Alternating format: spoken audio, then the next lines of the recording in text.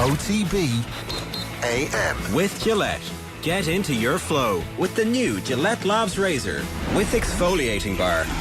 7:30, you're with us here on OTB AM. Busy old show coming your way between now and around 10:30 this morning. We're staying on air the extra half hour to bring you reaction and analysis to Ireland's first game down under. They're up against the Maori All Blacks this morning. We're going to get stuck straight into it, and as you can see on screen, we've got Colm Boyle on standby. We'll get to him in just a second. A League of Ireland latest with Johnny Ward and Nathan Murphy. After that, we'll bring you sports pages, sports news. John Duggan will be with us in studio. We'll do a Manchester United update with Daniel Harris before Deal or No Deal with Phil at 9:10.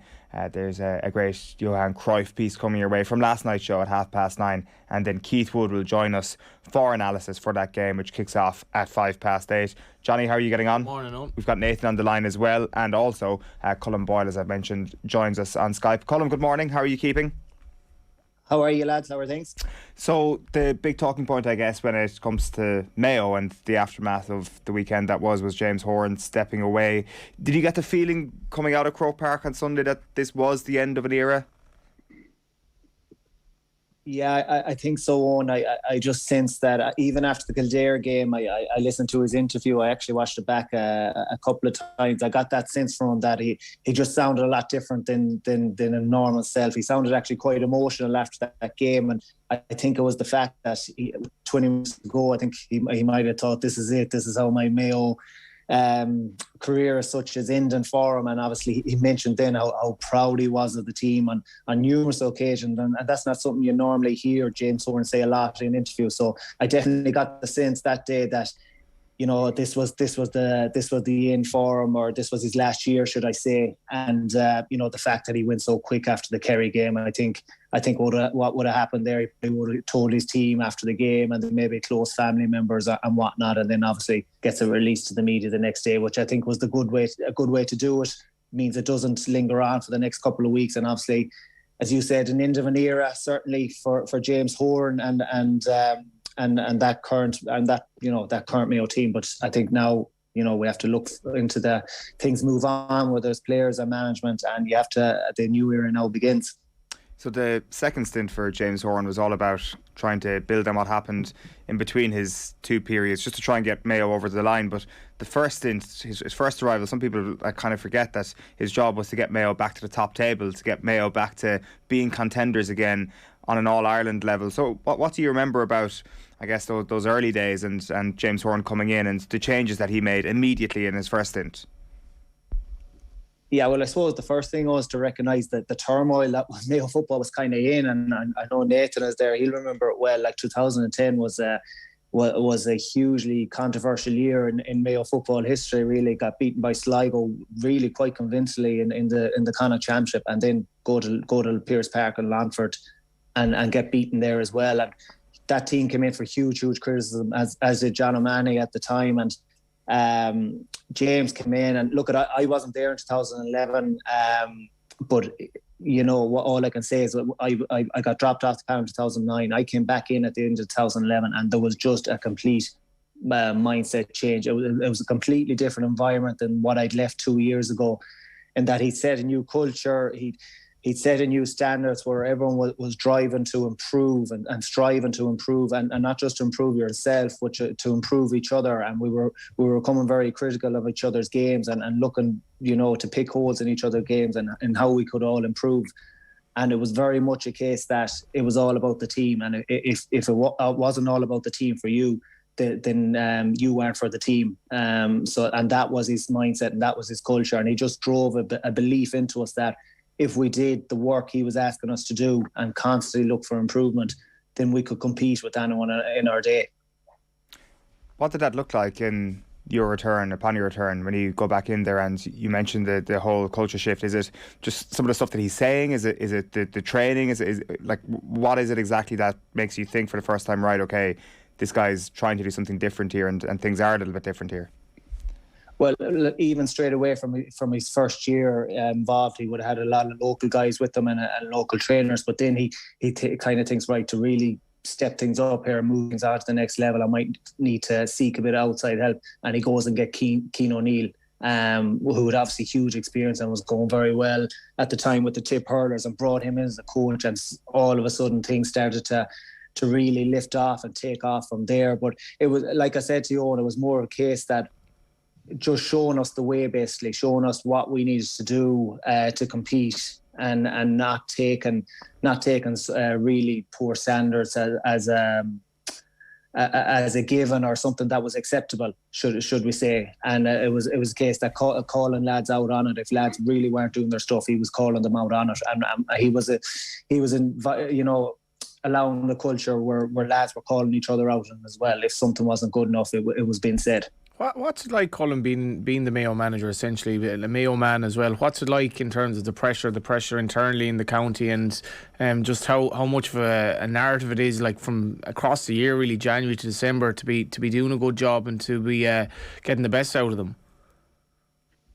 Yeah, Johnny, it is, and I'm sure it's hugely, it had to have taken its toll on him, just the mental strain that's there every day. And I'm moving forward into the last 4 years, but the last 2 years of managing a senior inter-county team with COVID restrictions and lockdowns, like that must have been hugely challenging, and that would take its toll on anyone. And then you throw into the fact that you get to 2 All-Ireland finals in that as well. That certainly would have taken its toll. And last year, that final lost to Tyrone, like James came in for huge criticism, as did the team, but probably James more so, and I think so much was unwarranted. And personalised as well, like.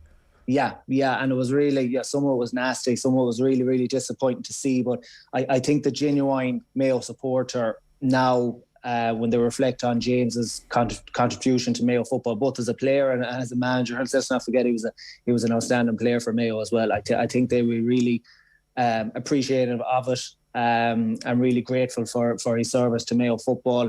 And I suppose when you think back over the last 10 years of Mayo teams competing regularly at Croke Park and latter stages of the Ireland final, like he started that, and obviously it continued with Noel Kennelly and Pat Holmes and Stephen Rochford, of course, and with James again when he comes back in. But there's an awful lot of people, like I'll take, for example, the Mayo minor team that are in the All-Ireland final this year. That's all they know. They just regularly have seen Mayo competing at the latter stages of the championship, which wasn't always the case. And James, to me, started that whole process. So I think as a county, we have a huge amount of respect for him, and we should have a huge amount of gratitude for him. At what point then do you start to think that you will get over the line when he comes back in? I assume that's how you felt, actually, first off, that when he comes back for his second stint, that you start to think this is going to happen this time, that there's an even better version of Horan that's coming back to try and get us to the promised land. Yeah, look at that was planned, certainly. And look at it started, very well. We obviously won the league that year, and we're building and got a couple of 1 or 2 new lads into the team. Then suffered that defeat to Dublin in the semi-final, and I think James's kind of mindset changed after that. I think he realised that to compete with Dublin in Croke Park, he needed maybe to get more athleticism into the team and more runners into the team to just be able to physically compete with them for 70 plus minutes and to try and build a bigger squad. And I think you've seen that over, say, 2020 and 2021, the amount of newer, younger players, more athletic players that he brought in, and our style of play probably changed slightly through that, and the fact that we ran the ball a lot more because of the players we had and the runners we had, especially from deep. So that would have been one slight change, I would say, definitely from 2019, just in regards of with the sole focus of maybe the latter stages of the championship and probably Dublin in particular. And it does actually culminate then in the win last year. To what extent was that sort of, I guess, the icing on the cake of a Horan plan that had been set out from the end of 2019? Did you feel that some of the things that he was trying to instill in the team after the Dublin defeat in 2019 actually came to fruition and had actually been fixed that night last year in that All-Ireland semi-final? Yeah, well, I suppose you mentioned it there. If you go back to that game, and what won us that game was, look, we came back very late into it. There's no doubt about it. But I'd say, especially in extra time, was probably our legs that won it, and the likes of Tommy Conroy and Ryan O'Donoghue and Oisin Mullins wasn't playing that day, and Owen McLaughlin before he went off. But the likes of these guys just giving us that extra energy that maybe we didn't have in the previous years, and driving us on. And obviously Dublin were obviously pushing on a small bit more as well in their terms. But definitely it would have been. I think that would have been the plan for James, that he needs to do that after 2019. He needs to get fresh and your legs into the team to give us that bit more energy. Like I said, with Dublin in mind. That was such a seminal game, that Dublin game, and just like I'll never forget the atmosphere and the hunting down of Dublin to the point of submission in the end. And it just seems incredibly flat, Colm, that it's gone from that to this. Like I mean, we were talking last week, and I was saying, God, Mayo 4-1 to win any game at Croke Park, but like they were just so. Like it was such a tame exit. Like it almost seemed like an unfortunately kind of forgettable end to his reign, because like it shouldn't really be defined by that, I suppose. And that running game that you spoke about, I know there were injuries, but just it almost seemed to have just completely plateaued. Yeah, I 100% agree with you there, Johnny. I don't think he deserved to go out. And look, the lads, of course, gave it everything, but it just ended in a small bit of a whimper, that performance. And to me, it didn't go out in a typical, dive your boots on James Horan, what a James Horan team looks like performance, and we have to give Kerry a lot of praise in that too. But the funny thing actually about yesterday's game is, if with on 50 minutes on the clock, if you're James Horan the night before that game, that's pretty much how you probably would have planned it. You've Kerry slightly rattled, they're not playing well, the momentum seems to be with your team, and you're getting loads of scoring opportunities, and you're obviously within striking distance of them, a point or two behind, but you can't convert your chances. And obviously there's only so long you're going to get away against Kerry. And once David Moran kicks their score to put them two up, they just kick on from there. But I think you're right, Johnny. There was a number of factors. There was a huge hangover from the All-Ireland last year. I don't think we can hide behind that. There certainly was in the county with supporters. Credit to the players. The start of the National League, they came back and they're firing, going really well. I think there's a draw in there in the first game, but against Donegal, but they win the first 3 or 4 games after the next 3 or 4 games after that, and then the injury started. Just all started again with Tommy Conroy, and from there things just started to go downhill. And once you lose a couple of crucial players like that, just the whole morale of the squad, the belief maybe, and the confidence. And that's the one thing that really struck me from watching the team. It looked devoid of confidence. And sometimes when you just take too many blows, like Mayo have had with injuries, certainly Ryan O'Donoghue, I mentioned this on Sunday, like if Kerry are missing Sean O'Shea and David Clifford, or if Dublin are missing Con O'Callaghan or Ciara Kilkenny, then they look very different teams. And for Mayo, the two of the best forwards in the championship last year were Ryan O'Donoghue and Tommy Conroy. We're missing them both, and we're relying then on Killeen coming in, who was little to no football played all year, after a very serious injury, to try and come back flying, which was, he done unbelievably well to do as well as he did, but it was never going to be that case. I expect him to be an awful lot better next year, but so many things factored into what was, when you look back now, a really, really disappointing year with the flat performance against Galway and 2 unconvincing win in the qualifiers. And Johnny, as you said, then to go out with a small bit of a whimper against Kerry. I think James, it was a sad way really for James to finish up. I think it's interesting, Johnny, how you talk about the pressure of being an internal manager in Mayo, because he created that pressure himself. It wasn't there when he took over. As Colm touched upon, Mayo were a shambles in 2010. They were beaten by Longford. They were beaten by Sligo. It was what he did instantly that altered the perception of Mayo from, I think, hoping they might win in All-Ireland to, at their peak over the last decade, Mayo people expecting that they would go and finally win that All-Ireland. And you look at the team that he created very quickly, and Colm being a key part of that, like some of Mayo's greatest ever players. If you're picking in Mayo all-time 15, probably half of them are from that generation, if not more. And Colm, I'm just wondering on that sort of man management that he has, because, we look now at Keith Higgins and Andy Moore and as, some of Mayo's greatest of all time, but those guys were 25, 26 when Horan came in. Like, they were very good players, but hadn't gone to that next level. How, and you had been, as you said, dropped from the squad, how he brought very good players to greatness on a sort of one-to-one level. Yeah, that's a very good point, Nathan, because he changed the careers and the path of so many Mayo players, like even like the likes of Alan Dillon and that, and so many players when you go through it, literally just changed their careers by coming in and basically just changing the mindset, but giving us the confidence. And what he was very happy to do is to let players take lead and stuff. So once he trusted lads, he got a sense that things were moving, and he trusted lads really to take on from there. And he was very happy to watch on in the background and see what lads were doing. But probably the best compliment I could give James, and it might be a bit of a funny one, but you would just absolutely run through a brick wall for him, and that's sometimes for a manager that can be a difficult thing to get your players into that mindset for. And if you didn't deliver the performance, or if you came in and you lost a game, you really felt like you'd let him down, and that's kind of how you felt about it.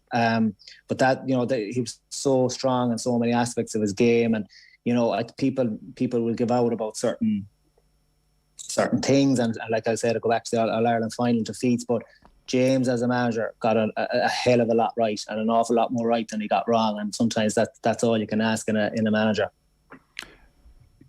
So I was just going to ask about the outside influence and maybe the difference between his two spells in charge, because the last 4 years, if you were to take the second half against Dublin out of it, I think a lot of people would have serious question marks about big parts of it. And something that was missing was that outside influence, like Cian O'Neill, Donny Buckley, what they seem to bring.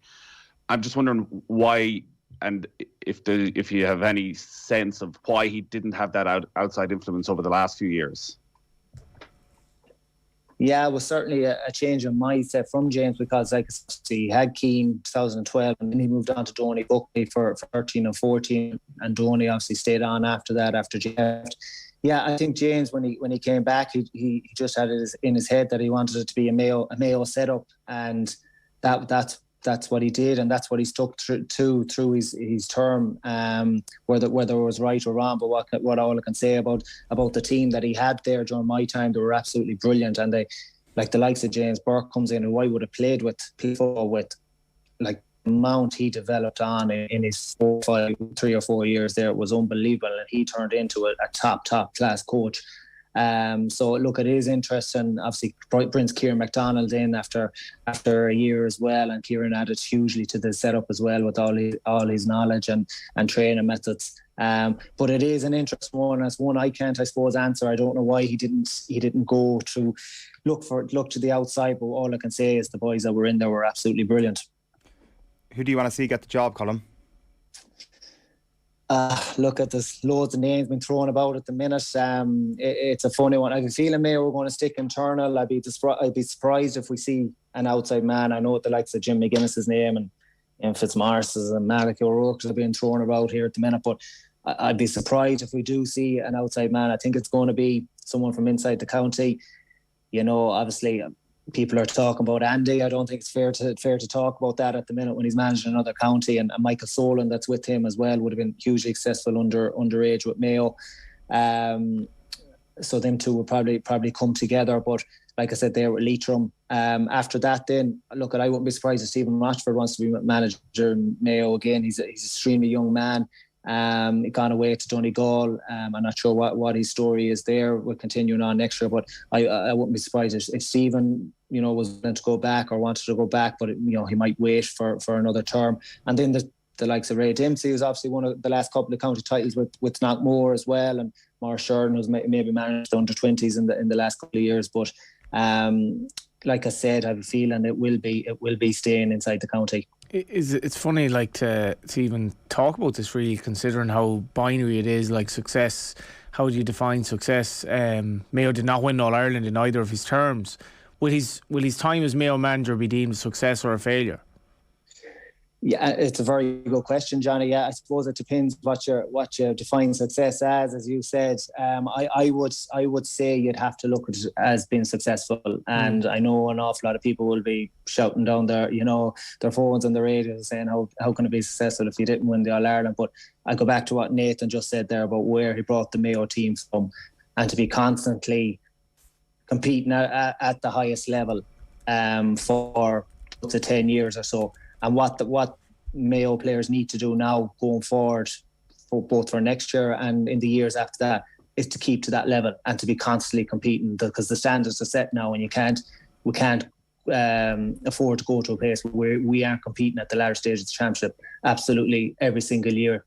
So that's what we need to do now as a county, and that's what the team needs to do, to constantly look to improve, to drive on, and to always be knocking at the door at the latter stage of the championship. And I think that's something that James obviously has started. So look, I'd look at it as a very successful term. I think 6 kind of titles in a national league, and like I said, always challenging at the latter stages of the championship.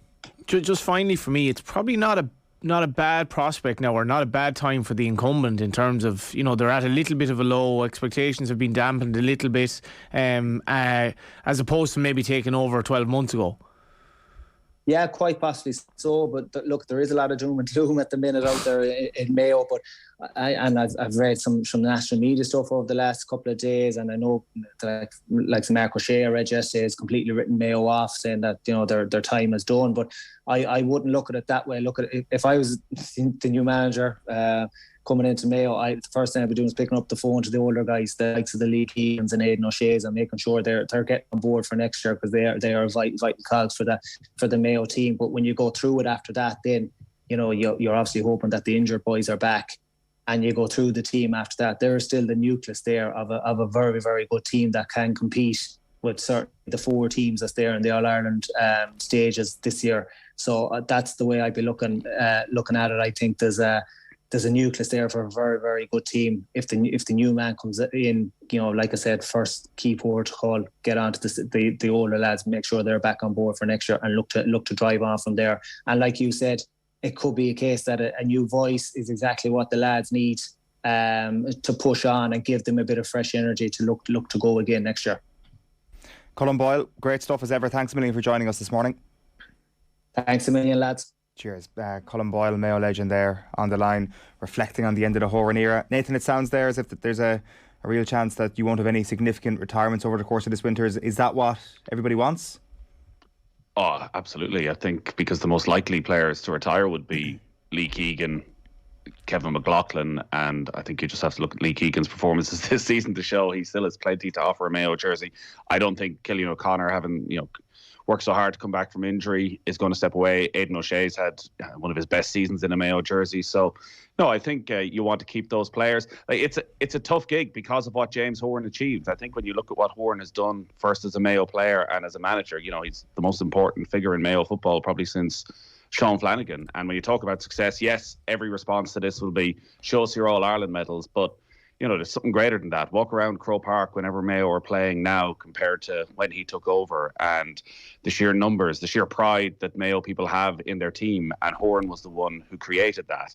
But he also created an insane level of expectation now.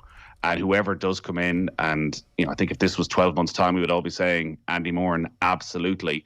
But the fact he's only in Leitrim a year may change that. But whoever does come in, is going to be expected to be getting to All-Ireland semi-finals straight away. And, time will tell whether that group has it in them. As I say, I think the last couple of years, that was one half against Dublin, got them to an All-Ireland final. And that, to me, felt as much of a Dublin capitulation as a Mayo stepping up. The year before was the COVID year.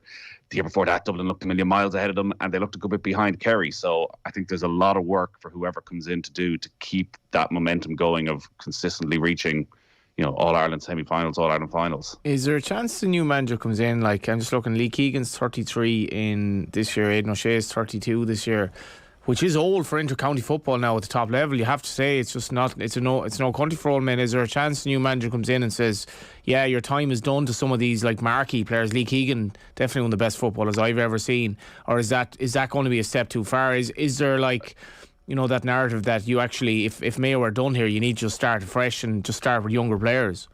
Oh, that feels like it would be a particularly idiotic thing to do, to go in and say to Lee Keegan, there's no room in this dressing room for you.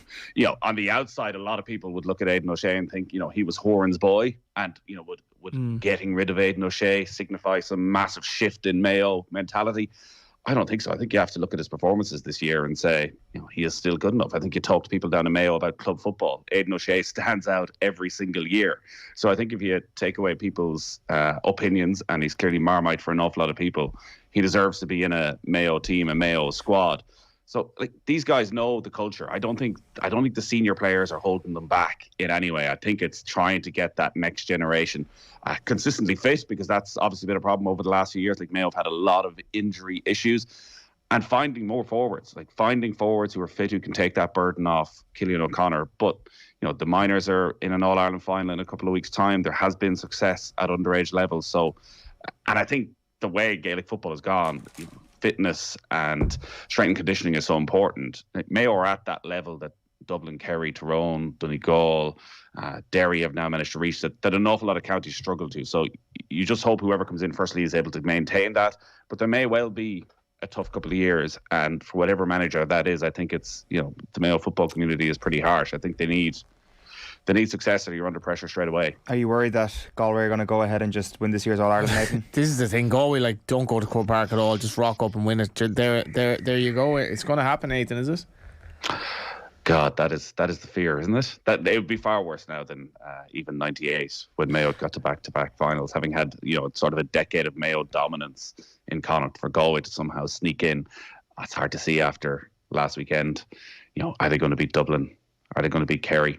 I don't see it. Are they going to beat Derry, Johnny? I really, really fancy Galway to have a good chance this year. I don't like Dublin at all. I think Kerry will beat Dublin. I think we'll beat Derry, probably come up short against Kerry, but honestly, the belief that they would have garnered from even Conor Gleeson, from what a nightmare of a day, and as much as he didn't really do anything apart from look relatively big in the penalty shootout, I mean, the belief Galway will have gotten, they threw away that game 3 or 4 times, a game that they were comfortably the better team in, and the quality of Galway shooting, and I don't think they've a fear in them, and I think I give them a really, really good chance. I really do. I think they're overpriced in a 4-horse race. Yeah, I think that there's I think that those semi-finals are both absolute coin tosses. The other question then, Johnny, it's not a coin toss between Dublin and Kerry. Dublin or Kerry. Well, I think given some of the uncertainty around fitness, if Dublin have a full deck to choose from, I don't think they do. And from what I'm hearing, and as long as Clifford's fit, which presumably he will be, I'd fancy Kerry should have them. Just a quick word on Galway this weekend. Are you giving them no hope at all? It's just, there's nothing to suggest in this season's form, nothing to suggest they can beat Limerick. I think Galway have too many players that are sort of 6, 7 out of 10 at the moment. If Conor Whelan weren't playing, Limerick could probably beat them by 10 points. I honestly cannot see it. Unless Henry can pull some, I think they've just too many players who are just not quite up to it. And let's be honest, they were blessed to beat Cork. And Cork were hammered by Limerick really in the first round of the championship, first round in Munster. Can't see it, to be honest, but no expectation. Every tipster will be going for Limerick, but justifiably I can't see it at all, to be honest.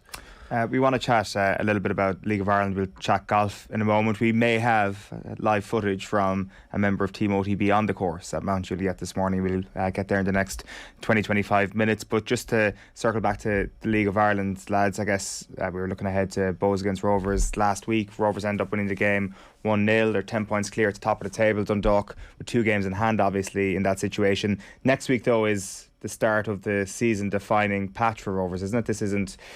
maybe Dundalk do win those 2 games in hand and we do have a proper title race, but it is always going to be at the end of the season defined on how they do in Europe, right? Yeah, I think Stephen Bradley, it's a very challenging time in his life. He has, he's worried about his son, and coming into that almost defining part of his reign to an extent with Shamrock Rovers. Notwithstanding, he's had an unbelievable time, but he was under so much pressure early on, and he's turned them into really, really good champions, double champions, and it'll be a massive success regardless of what happens in Europe. But I think the chapter about Europe in the autobiography or the biography will be very important, because I think he feels that they haven't achieved what they could have achieved in Europe. And if you break down what Rovers have done in Europe, it's not bad. They've they've claimed some scalps. They've done well in good games. But I think what was intriguing the other night was Jack Byrne, Danny Mandroiu and Graham Burke did not start. Two of them didn't play at all against St. Pat's, and they were still the better team. But you just get the sense, even from talking to them afterwards, that so much is geared towards Europe. And this game against the Hibernians in Malta, I mean, victory ensures that they're essentially playing in Europe well into August in some shape or form, and I think that's the bare minimum. They have to win this game and take it from there, and I don't think they'll have left any stone unturned. The one thing I will say is they still have massive pace problems with the team they played on Monday night, and they will probably change this up. They're not a quick team at all, and I think this found them out in Europe last year, and they've players off the bench like a Maku to come in. But you'd wonder, is he in the form? Like, Gaffney's in great form, but again, he's not the quickest player in the world, and they've no real pace in midfield. Andy Lyons is their quickest and possibly nearly their best player this season. That could be a problem. I don't know what you think of that, Nathan, because it was obvious the other night. I mean, Aaron Green's goal was great, but like, Aaron Green's pace is basically gone, and it was more of an indictment to Pat's defending. I think that he got the goal, but that's the one thing I'd worry about in Europe, that they just don't have a second gear if they need to, go down that route. Yeah, pace of players, but I think pace of play as well, because at times it can feel quite pedestrian. They are more than happy to just recycle the ball consistently and grind teams down, which works in the League of Ireland because they're better players than everybody else. And you're right, like, this will define them what happens in Europe, because I don't think there's any question they've been the best team this season over the last couple of seasons. But are they a great team? I think that the jury's still out on that. Like, we've been waiting since week 1 of the league for them to ignite, to come and demolish teams, and they're still sort of getting these 1-0, 2-0 victories where the opposition have a couple of chances, and it still doesn't feel as though Bradley's quite sure as to what his best attacking side is. Obviously, he's not helped by the fact that Jack Byrne, has had, I think he's only played 190 minutes all season in the league, and he was not involved last night. Is he going to be fit for Europe next week? So it just feels though they're missing a bit of an X factor at the moment. But there is the possibility that they've been trying to prime, that everything has been built towards this part of the season, that they've sort of trusted that their talent would get them through the first half of the League of Ireland season, and now fitness-wise that they're ready for the next 2 months when they're going to have 2 games a week and huge European games. But there just seems to be a bit of an inconsistency in that, Graham Burke, who's been injured last few weeks, comes off the bench, makes an impact, gets a start. Doesn't quite happen from, Mandreu, who's been brilliant at times over the last few weeks, but needs to do it every single game. The midfielders, again, Dylan Watts at times has been exceptional, one of the best players in the league. At times, it's not quite happening for him. So I think our entire judgment of where the Shamrock Rovers side are compared to, say, Dundalk of 5 years ago will depend on what happens in Europe. Just a couple of other bits and pieces. We got former Pats defender Luke McNally signing for Burnley from Oxford for €1.5 million this week. Have you seen much of this guy, Nathan? Not a huge amount. No, I think Johnny will have probably seen a good bit of him back in the league before he went over. Like, this is interesting for a couple of reasons. Firstly, it's quite a lot of money to be spending on a player from the lower leagues from Burnley's point of view, and I think there's going to be a nice little knock on for Pats out of it as well. But it's obviously going to then probably lead on to Nathan Collins leaving Burnley, that he'll be Nathan Collins' replacement at Burnley for, if the fees reported are true, Nathan Collins is going to become the most expensive Irish player of all time over the next few months. So anything that sees good Irish players progressing to another level is obviously a good thing. We've got any amount of centre halves. But I don't know, Johnny, from your sense, was this something when Luke McNally went over, you thought, yeah, destined for, well, what's it going to be, championship football now? Yeah, I'm not overly surprised. I remember, it's funny I mentioned Aaron Green. I remember talking to Tim Clancy after a game. Drogheda played Rovers. I think they ended up losing 2 or 3-0, but did quite well in the game. When they could have been a cup game at the time. Drogheda were probably in the first division, and he was saying, like, Jesus, he completely outsprinted Aaron Green. And at the time, Aaron Green was pretty quick, like 2 or 3 years ago. And the move away then happened or whatever. And I did a piece with him actually, Nathan, it was towards the end of the season, around April, because they were playing MK Dons, and he was going to be marking Troy Parrott. So I did a piece for the 42 on it, and it got very little traction. I was like, Jesus, must be like maybe people just don't read my articles, or maybe Luke McNally. He's so down the pecking order in terms of Irish centre backs that like people aren't like, he hasn't really attracted that much attention. Because I was talking to like an Oxford fan, and he's like, this lad is our best prospect, and he will probably get a move. And that particular game, I think he did very well against Roy Parrott. But I was really taken by just how utterly sound he was. Like, he's so humble, down to earth. He was talking about his mother coming over and bringing him like black pudding from Ireland, and he was really like happy to kind of keep the connection with home. Still follows the League of Ireland. The following day he was on the bus showing Pats and Rovers on the phone to, I think, their goalkeeper, and he was saying, what do you make of the standard of this league? I really like it. But the interesting one then is after the Collins stats came up from the game, where he clocked at 34 kilometres an hour before the goal or after the goal or whatever, I was like, Jesus, would you beat this lad in a sprint? Because McNally is really, really quick, and I imagine he could be the fastest player basically in the Ireland squad if you were there. He's so quick, and that's a big asset of his game. He's really athletic, gets a lot of goals as well. And I think it's a great move for him. I'm absolutely delighted for him. As we all know, our centre back situation is really it's a bounty of riches at the moment. But he was guaranteed to get a move to a higher level, and the knock-on effect of where Collins goes will be fascinating. But I'm delighted for him. I think he's going to have a great career, and only going to get better as well under company. Where do we want to see Nathan Collins go? Wolves, Leicester City, the two of the clubs that have been named as possible links. Yeah, maybe Wolves. Like, I don't know, because they're a far more defensively orientated team. But I don't know what Nathan thinks. Wolves certainly last season at times, I don't want to say they were dull, but they were based around a very strong defence, and I think Romain Saiss has left, so there's probably a space there. Connor Cody's obviously a very experienced defender. Leicester probably have a higher ceiling. Last season was a disappointment, but I think they had a huge amount of injuries. There's probably more options at the back for Leicester, though. You probably have a bit more of a fight for his place. Fofana is back fit. Johnny Evans is still there as well. Maybe he takes Sayunchu's place. But it does seem he's going to one of those teams that's sort of between 6th and 10th in the Premier League, which, is a huge, huge step up for a guy who's only played really half a season of Premier League football. So I think it's brilliantly exciting, because I did think initially that he might be stuck at Burnley for this season, and that may not have been a bad thing with me and Tarkowski leaving. But it seems Burnley, there's a lot going on there in terms of the ownership, that they realise they want to strike now while he's in such form and so well touted. So either a Wolves or a Leicester look like good, solid Premier League teams right now. I think Leicester, though, have the higher ceiling, could well find themselves, playing a decent standard of European football again over the next couple of years if Brendan Rodgers stays at the club. So, fascinating to see how it develops. But what a story! What a story from, again, shows what you can do in such a short period of time. I know people expected a lot when he came from Stoke and captaining the team at such a young age, and Burnley spent a lot of money to bring him from Stoke. But to be at this stage already, where he can go and become a centre half at one of the best teams in the Premier League is huge for Irish football. They have just kicked off in Hamilton. It is Ireland against the Maori All Blacks. We'll keep you up to speed on that throughout the morning. Keith Wood will be with us at full time for analysis on Ireland's first of 5 games there. So obviously test number 1 is this Saturday, but this warm-up game, which may actually see a few players who are going to face the All Blacks this Saturday take to the field in Hamilton, as I say. So just a minute played there, still scoreless.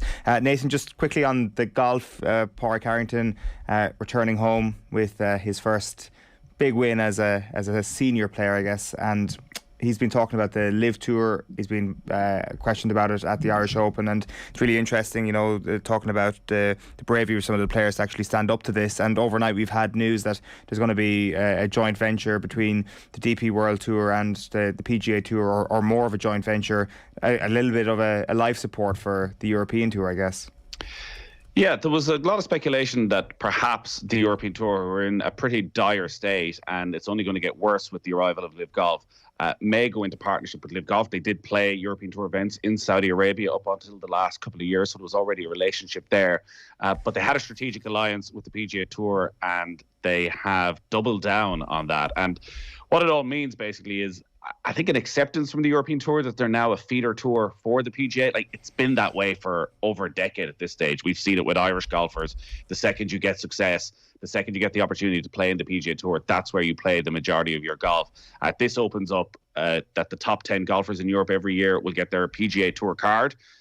Which does mean that the best players are absolutely going to leave every season, but it means there's going to be more world ranking points. It means there's going to be greater investment in some of the events on the European Tour. So like next week, for example, the Scottish Open is co-sanctioned.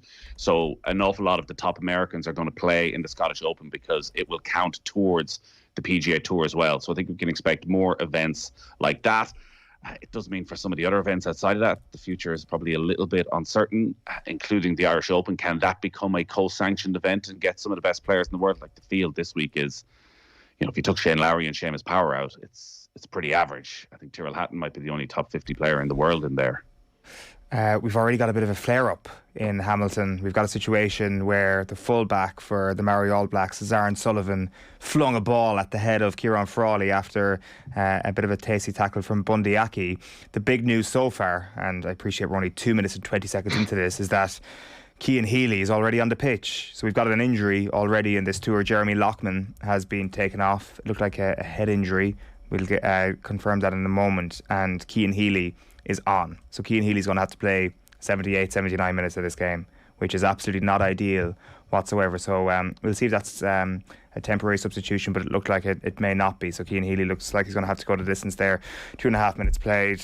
Still yet to be a score in that game. So OTB AM brought to you live each morning by Gillette Labs for an effortless finish to your day. Ireland were back in action on Monday, and there's a Euros on the horizon, so that can only mean one thing. The Coigig Pod is back, and Kathleen and Karen are ready to go. It was a 9-0 win for Ireland against Georgia, and there were two very different international goal scoring firsts, so it was only a matter of time for 17-year-old Abby Larkin on her fourth cap and 100 more caps down the line. There was also a first for Ireland stalwart Niamh Fahey, and in Karen's eyes it couldn't have been more fitting. Take a look.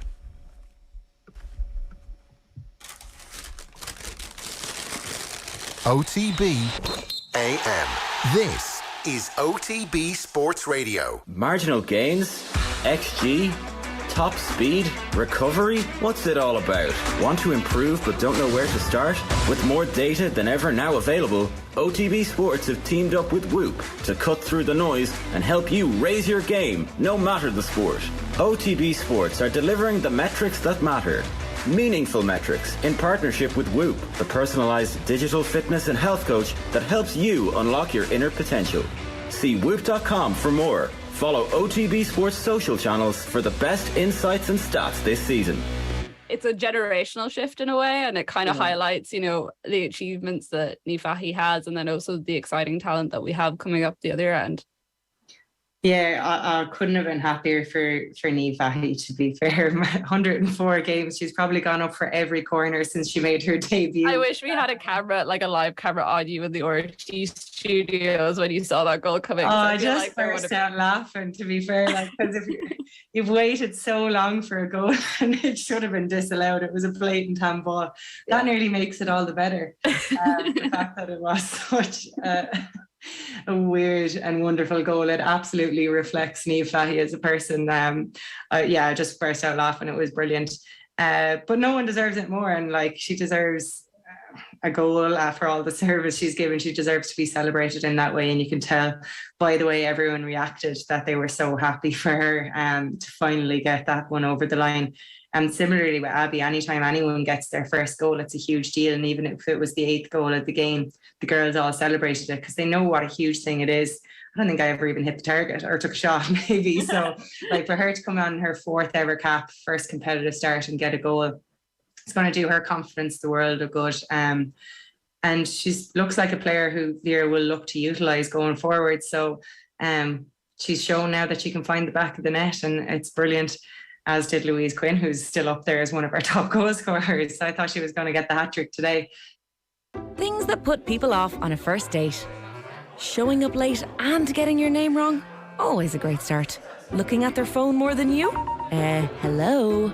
Someone who only talks about themselves. Oh, really? God, aren't you great? Look, no one said dating is perfect, but at godating.ie, we promise we'll always try and find your perfect match. Because somewhere out there, there's someone for you. And godating.ie will help you find them. Yes, even you, socks and sandals guy. Go on, go for it with godating.ie. OTB AM. With Gillette. Get into your flow with the new Gillette Labs Razor with exfoliating bar. You're welcome back. It is 14 minutes past 8, and that was Kathleen McNamee and Karen Duggan on the Coigig pod after its brief summer break. You can get the full pod now in all your usual spots, including the rest of that Ireland-Georgia post-match analysis and a full run-through of the groups for this summer's Euros, which starts next Wednesday. The Coigig pod on OTB Sports is in association with Cadbury FC, official snack partner to the Republic of Ireland's women's national team. There are 7 minutes played at Hamilton, and the Maori All Blacks are about to level it up at 3 points apiece. Kieran Frawley unerring with his first effort, putting the ball between the posts after that early penalty. Right, it is time to go to Mount Juliet to Ger Gilroy, who's got the invite to the Irish Open Pro-Am. How are things down there, Ger? Yeah, pretty good. I mean, I'm just surprised that none of the Golf Weekly crew are here. I don't understand that. You know, they run Ireland's preeminent golf podcast, and I don't see them around. I'm looking around for Nathan or for Joe or for Eoin, but I don't know what happened. Maybe their invite got lost in the post. Well, what did happen, do you think? Talk us through the intricacies of how you get an invite to the Irish Open Pro-Am. I don't know. You just wait. You wait to be asked. It's like the honours list or the Légion d'honneur in France. You can't volunteer for it. You have to it's impolite to lobby. Maybe they were lobbying too much. Quite possibly, but am I right in saying in the last proper Irish Open pre-COVID, Joe Malloy won closest to the pin? Is that at the Irish Open? Am I making that up? I'm not sure. I mean, I wouldn't be terribly surprised. He's wrestling with Colm Boyle for the title of best golfer on the team. So yeah, I just don't understand it after such a good performance that you get snubbed on this occasion. Maybe they've been signed up by the Saudis. Oh, there you go. Actually, maybe that's it. There's a breakaway we just haven't heard yet. What's it like down there? How does the course look? Well, there was a downpour yesterday, but I think today so far it's significantly better. The weather conditions. I can't turn off the background shading, so you'd be able to see that it's actually quite sunny now, but the storm clouds are rolling in, and today's a day for everybody just to have a bit of crack and take it easy. Tomorrow's when the real business starts. Who are you playing with? A guy called John Catlin, who keen viewers of the Irish Open will know won it 2 years ago when it was up in Galgorm in the COVID shortened season. One of those kind of below the radar Irish Opens, but he is a recent champion. His picture's up on the wall of champions as you drive in. So interested to see exactly. 31-year-old from America, went to University of New Mexico, so we'll have plenty of Breaking Bad and Better Call Saul things to talk about. Absolutely. Are you nervous? This is like a big moment, is it not? Playing with a former Irish Open champion. I'm not nervous because I haven't done any work. It's the opposite of the triathlon where I've done a little bit of work and I was worried that I might die. With this, the worst that can happen is that I might accidentally kill somebody in the crowd, but I'd have to be hitting the ball very hard and very well to be able to do that. And that's not on the radar at the moment. What about just embarrassing yourself on a golf level in general? That's not something that worries you? I think that's inevitable. I've resigned. Okay. I'm resigned to my fate at this stage that that's definitely going to happen. And so once you make an accommodation with that, everything after that's a bonus. So the tyranny of low expectations generally does not serve you well in life, but when it comes to playing golf in the Pro-Am, it's exactly the right approach. What are you playing off? 18. Okay. I don't play enough golf. Okay. Did somebody say, I think it was Mick who said to me once that Ger's the dark horse of the Team OTB. Obviously doesn't work on it anywhere near as hard enough as anybody else, but natural putting stroke, you could have been a contender. You need a lot of time. You need to be able to commit to playing 5 times a week if you're going to be any good. And it's a lot of time to give up and not do other things. One last question. Who's the most famous person you've seen there so far? Johnny Murtagh. Johnny Murtagh is world famous, one of the greatest jockeys of all time. He's in a 3-ball with Tomás O'Shea and Ken Doherty. That would be a lot of crack to be in. And I'd say there's some good gossip going on there. Dermot Whelan, of course, a stalwart of these things now. that's about it so far. I've only just arrived out. Like I can show you the empty breakfast hall. There's nobody here yet because they're all out. Yeah, it sounds like Sport Harrington count. I think it probably does, but you would expect to see him here, so that's not really a surprise, is it? Well, best of luck today.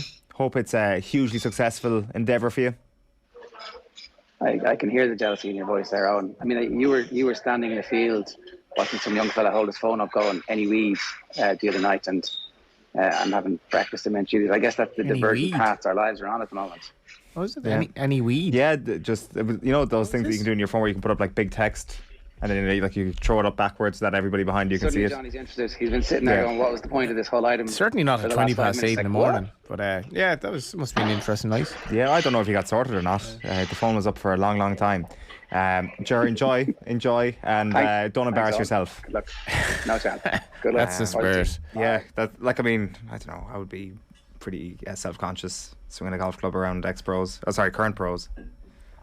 God, I was like, I gave golf a very brief go when I was on holiday in the States, and I was so bad. Like I couldn't literally not hit the ball. I never went back. That was about 25 years ago. You look like you'd have a good short to medium game.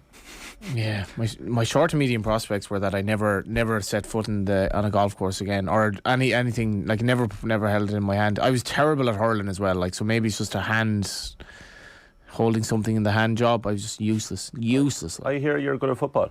Oh, it's tricky winger. I wouldn't be that now. I wouldn't be a bad footballer, like. But again, a wide player. No, it'd be more of a kind of read the game type fella, like, and play the short and size Keno type passes. What's your position? Like somewhere on an AstroTurf pitch. I haven't played 11 size since I was like 20 or something. I think it was a right back in the day. It's kind of a regret that I went to college and then it just wasn't really practical because you're working every weekend. This is the thing about sports journalism. I moved to Dublin. There was no such thing as remote working in those days, you just couldn't get back from Dublin to play football at the weekend. So that was the end of my short-lived career, obviously. What about yourself, Colm? Did you play? Golf? Football, sorry. Yes, very badly. Very, very badly. Gaelic or? No, I see if you had a soccer ball in Kerry, they'd just come along and burst it brutally. And your bubble. Foreign games here. Garrison games out. How many Kerry people were up on Sunday, by the way? 12? Yeah. 13? Like, I was thinking of this. I mean, there are literally a handful of games all year that really matter. Like, so if you're a hardcore fan in the Premier League, you go every week or you go to a load of away games. Like, do Kerry people go to any games that aren't in Kerry? Like, they'll travel to Dublin now. They will even go to the Dublin game, actually. Surely. Yeah, I'm not sure. I know there's obviously a cost of like accommodation crisis, which is a joke. Yeah, so I know it's optimistic. You optimistically pick that hopefully there might be 2 games, and even if it's like one is kind of enough cost wise at the moment, isn't it? Especially with the compressed season. And I can absolutely see why fewer people would be coming up for games this time than say 2019, for example. I don't know. It's always an interesting one. It's always something that Kerry people get criticised for. There was, to be fair, a fine crowd near me. It didn't feel like Mayo had completely overwhelmed them numbers wise. I assumed that they did, but it didn't sound like it noise wise. No, obviously, like Mayo, there must have been the guts of 40,000 Armagh people in Croker. It was unbelievable. But it didn't sound like Mayo. It seemed like Mayo actually didn't really believe at all this year. They didn't come up in the numbers either. Yeah, no, for sure. And I'm sure we'll get stuck into that as the weeks and months go on, and that new successor is found to James Horan once again. Galway Kerry final, though. I think it is written in the stars. I'd be hopeful. I'd be fairly confident that's what it will be. Yeah. Clip that as we look forward to Derry, Dublin in a couple of weeks. Yeah. Colm, good morning. Owen, Johnny. Johnny was talking about things in hand job for sports there a moment ago. So we're keeping that theme going, and we're talking tennis. Yesterday was a pretty dramatic day at Wimbledon, to say the least. Last night, people would have been watching Serena get dumped out by Harmony Tan. Harmony Tan of France, her first ever Wimbledon match. What a first ever Wimbledon match! What a name! What a match! Beats the GOAT, Harmony Tan. Heartbreaking stuff if you're a Serena Williams fan. If you're a fan of tennis in general, her last match before yesterday's match was exactly 12 months ago, the first round of Wimbledon, where she retired injured. She made her singles comeback yesterday, had played doubles with Ons Jabeur in Eastbourne, but this is her first singles match. Lads, she was serving for the match at 5-4 in the third and final set. She was 2 points from victory. She lost that and then went into a tiebreak, and she was 4-love up in the tiebreak, but she has lost that match. And then, of course, the eternal question is, is this the end for Serena Williams, not just at Wimbledon, but in general? 40 years old, she turned 41 in August. After the match, she talked about her prospects of playing at the US Open. Of course, she's on 23 Grand Slams. She wants to outdo Margaret Court, and I think the game in general wants her to do that too. But last night, very heartbreaking because she was so close to victory. And the crowd, it was raucous, positively raucous at Central Court. Didn't finish till after 10:30 last night. And it kind of had the atmosphere of a semi-final. And right after the match, the commentator on BBC said it maybe looked caught up with the adrenaline of it, but was saying that could be the greatest first-round match in Wimbledon history. And for tension alone, it's hard to argue. Yeah, especially given the standard of player and the narrative around it. I definitely feel that Serena will go again at the US Open. Like, you look at her comments, and like she's talking about really wanting to hit the practice courts after last night. And there definitely seems to be, like, one of the things she said, she was like, it feels like it's kind of like, okay, Serena, you can do this if you want. So it kind of maybe that there was kind of like a lack of motivation, which is kind of understandable when you've got well over 20 Grand Slam titles over the last little while, and just getting that taste of Grand Slam tennis back again is like, okay, this is actually something that I sort of forgot how much I love. I think the only reason that she's still playing tennis is to get that record. Yeah. And I don't think she's shied away from that fact too. I'd say she'd long since retired if she either wasn't close to the record or had easily eclipsed it. But she's had a frustrating last few years in terms when she came back after her maternity leave. She reached 4 Grand Slam finals and she lost all 4 of them. So if she had won any one of those 4, she could have packed it in. So that's how tantalising it is for her. But I mean, the crowd were so on her side, and it's funny because you have great sports people that when they burst onto the scene, everybody's very excited by them. Oh my God, this talent is generational and can't look away. And then eventually at some point, everybody gets sick of their dominance. And that happened for a while with Serena. People weren't really going for her. They were going for whoever she was against. But it's come full circle now. It's like, well, we're going to appreciate greatness. And she is the greatest of all time. So let's appreciate her while we can. And, last night could have been one of those moments where when she waved to the crowd at the end, that we don't know if we're going to see her again on Central Court. Just like we didn't know 12 months ago. But she came back. Ireland have conceded a try against the Maori All Blacks. It is 8-3 after 16 minutes. They've literally just gone over the line there after a line out and a bit of sustained pressure. It is Sullivan, the number 15 there, the fullback for the Maori All Blacks, Zarin Sullivan, who's gone over the line there for them. So Ireland had gone 3-0 up through a Kieran Frawley penalty, but the big news there is that Cian Healy's had to come in. Jeremy Loughman's gone off. On the tennis column, and just sticking with the women's side for just a moment, you talk about greatness. How close is Swiatek to becoming an actual dominant player in women's tennis? Because that has been the cliche thrown out in the vacuum left by Serena Williams, is that this has been chaotic. It's been wonderful. It's been chaotic. You just don't know who's going to win. But is Swiatek about to go and dominate? It looks like it, and this has really only happened since the Australian Open. Like, she was, I think, world number 7 in around February, and now she's just comfortably world number 1 because she's won 36 matches in a row. She's eclipsed, she's beaten Venus Williams' record, so she's won the most amount of games in a row in the 21st century. Venus did it right at the start of the century in 2000. Which the thing with Swiatek is the matches aren't even close on. Like, she's just obliterating people. 6-love, 6-3, that was yesterday at Wimbledon, and grass would be, she wouldn't be too comfortable on grass. She didn't have much experience at Wimbledon, to be honest, and she said that afterwards. But the thing with Swiatek is she's about to become what great players are, in that her opponents are afraid of her reputation. So she doesn't even need to play that well. I mean, the start of the second set, it was interesting. Barney Ronay wrote about it in The Guardian. He reported on the match. He's always such a great read because he doesn't just do match reports. He always brings a bit of colour to it. And he said, Swiatek won the first set 6-love, and it was quite terrifying to watch. And then she seemed to get a bit bored by herself. And at the start of the second, she started hitting unforced errors. And it was just to wake herself up almost. And she won that second set 6-3, which is, relatively competitive. But that's the best that her opponents can hope for at the moment. And I think it's actually a good thing for women's tennis because we often talk about 20 to 30 players in contention to win every Grand Slam every year.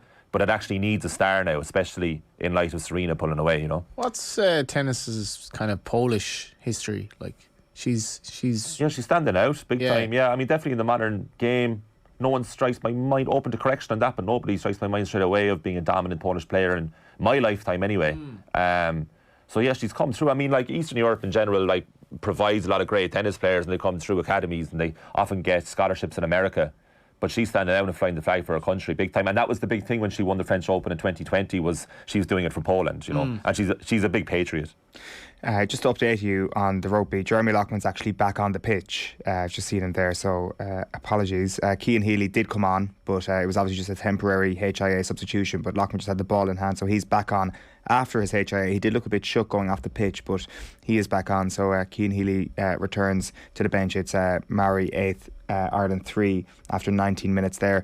Just on the men's side then, Colm, we got to talk about Nick Kyrgios. I mean, like, he is our favourite tennis star on OTB AM. Our yearly discussion of Nick is back. He's back in his favourite tournament, Wimbledon.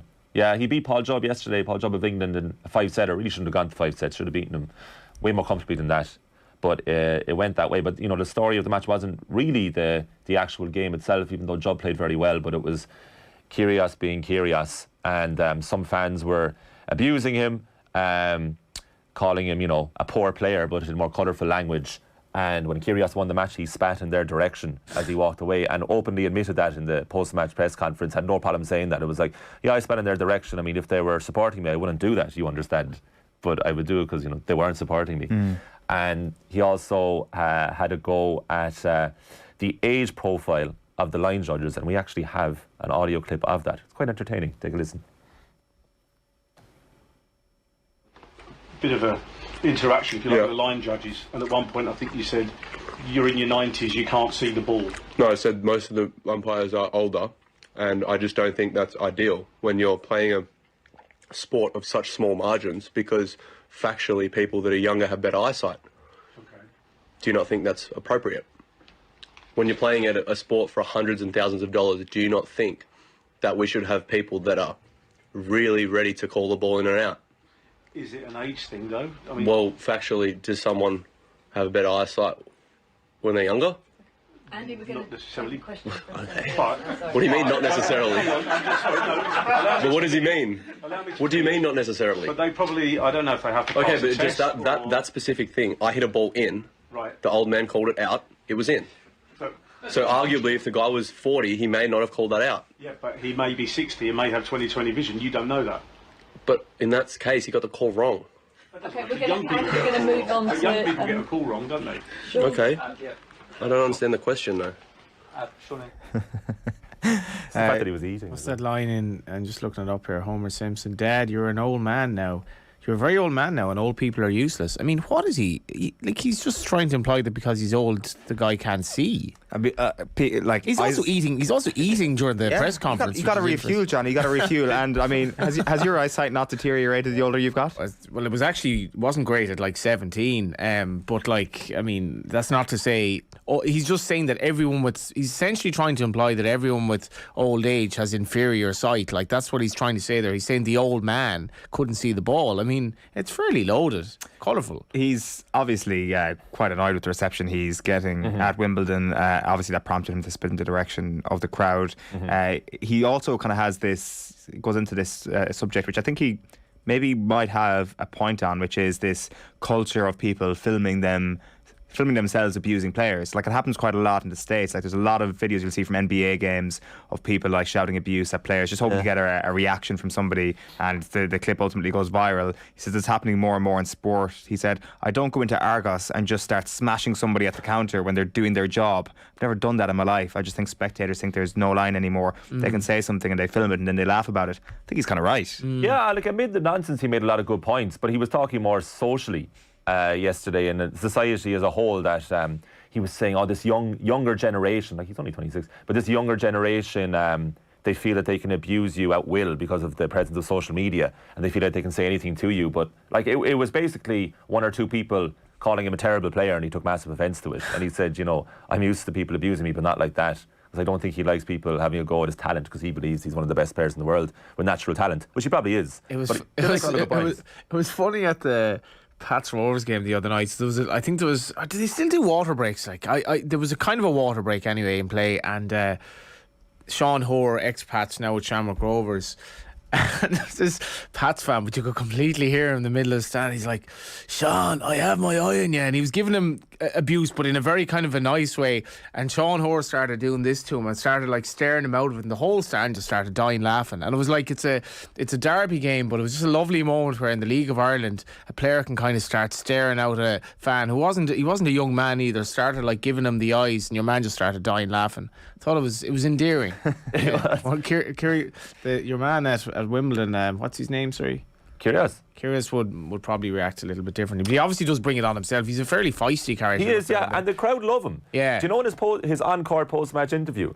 Yeah. He was so cranky, right? Yeah, he was like, he wasn't laughing at anything, and the crowd were lapping up. They were like, oh, he's only joking. Yeah, because the reporter asks, would you be interested in going into, analysis and punditry after your career? Because you talk a lot to yourself. He doesn't take the question well, but everybody's laughing and laughing with him. And like he says something that's not very funny, and everybody laughs at the not very funny thing he says. Like, I mean, so certainly from that clip, it felt that the Wimbledon crowd. He's the I didn't do it kid. He's Bart Simpson. Yeah, he's like, say the line, Nick. Or two Simpsons references in there. We got 5 in. Just very quickly, the COVID situation at Wimbledon is interesting. Chilich and Berrettini both gone, and Elise Cornet suggesting that COVID was rife at Roland Garros, and everybody just said nothing, and they just played by those rules. Whereas now it feels that people are calling each other out a little bit more, or calling themselves out a little bit more. Yeah. Like, I mean, this is going to be a bit prevalent now, and I imagine there are people who have symptoms there who are going to keep it quiet, I mean, that probably happens in life at the moment, really. It definitely does, yeah. It does. I would imagine it does. I mean, look, if you're like a player who really needs to make progress in their career and you don't feel too well, you have a big decision to make this week, a really big one, because the environment's changed from this time last year where it was seen as, radically dangerous to hide anything, but now I feel like the narrative has moved on to be like, oh, it's an inconvenience, but, people still get really sick from this, so they should say it, and fair play to Berrettini, because he was one of the favourites for this tournament. Can you imagine the heartbreak when he saw those 2 red lines pop up in the antigen test? Like, I was heartbroken enough in Mexico when it happened. So can you imagine him? I remember calling to a house early in COVID, about 3 kilometres away, and being petrified of being found out. It was kind of a Stalin estate for a few months or whatever. Yeah. Different times. So unless you look at the front page of some of the newspapers this morning, let's not go there. Colm, good stuff. Thanks a million. Sports pages. There are so many idiots out there, so many spoofers. There's a lot of horse. I think he's a total spoofer. What do you mean a spoofer? He's just bullshit. No, Eamon, come on, don't be, no, I'm not, yes. No. 26 minutes played in Hamilton. And actually John Duggan's joining us in studio to give us an update on that in a second, so we'll fill you in just a moment. I'll run through some of the back pages before we go there. The Irish Independent leads with the Armagh story. Armagh Club hit back at unfair vilification of Tiernan Kelly.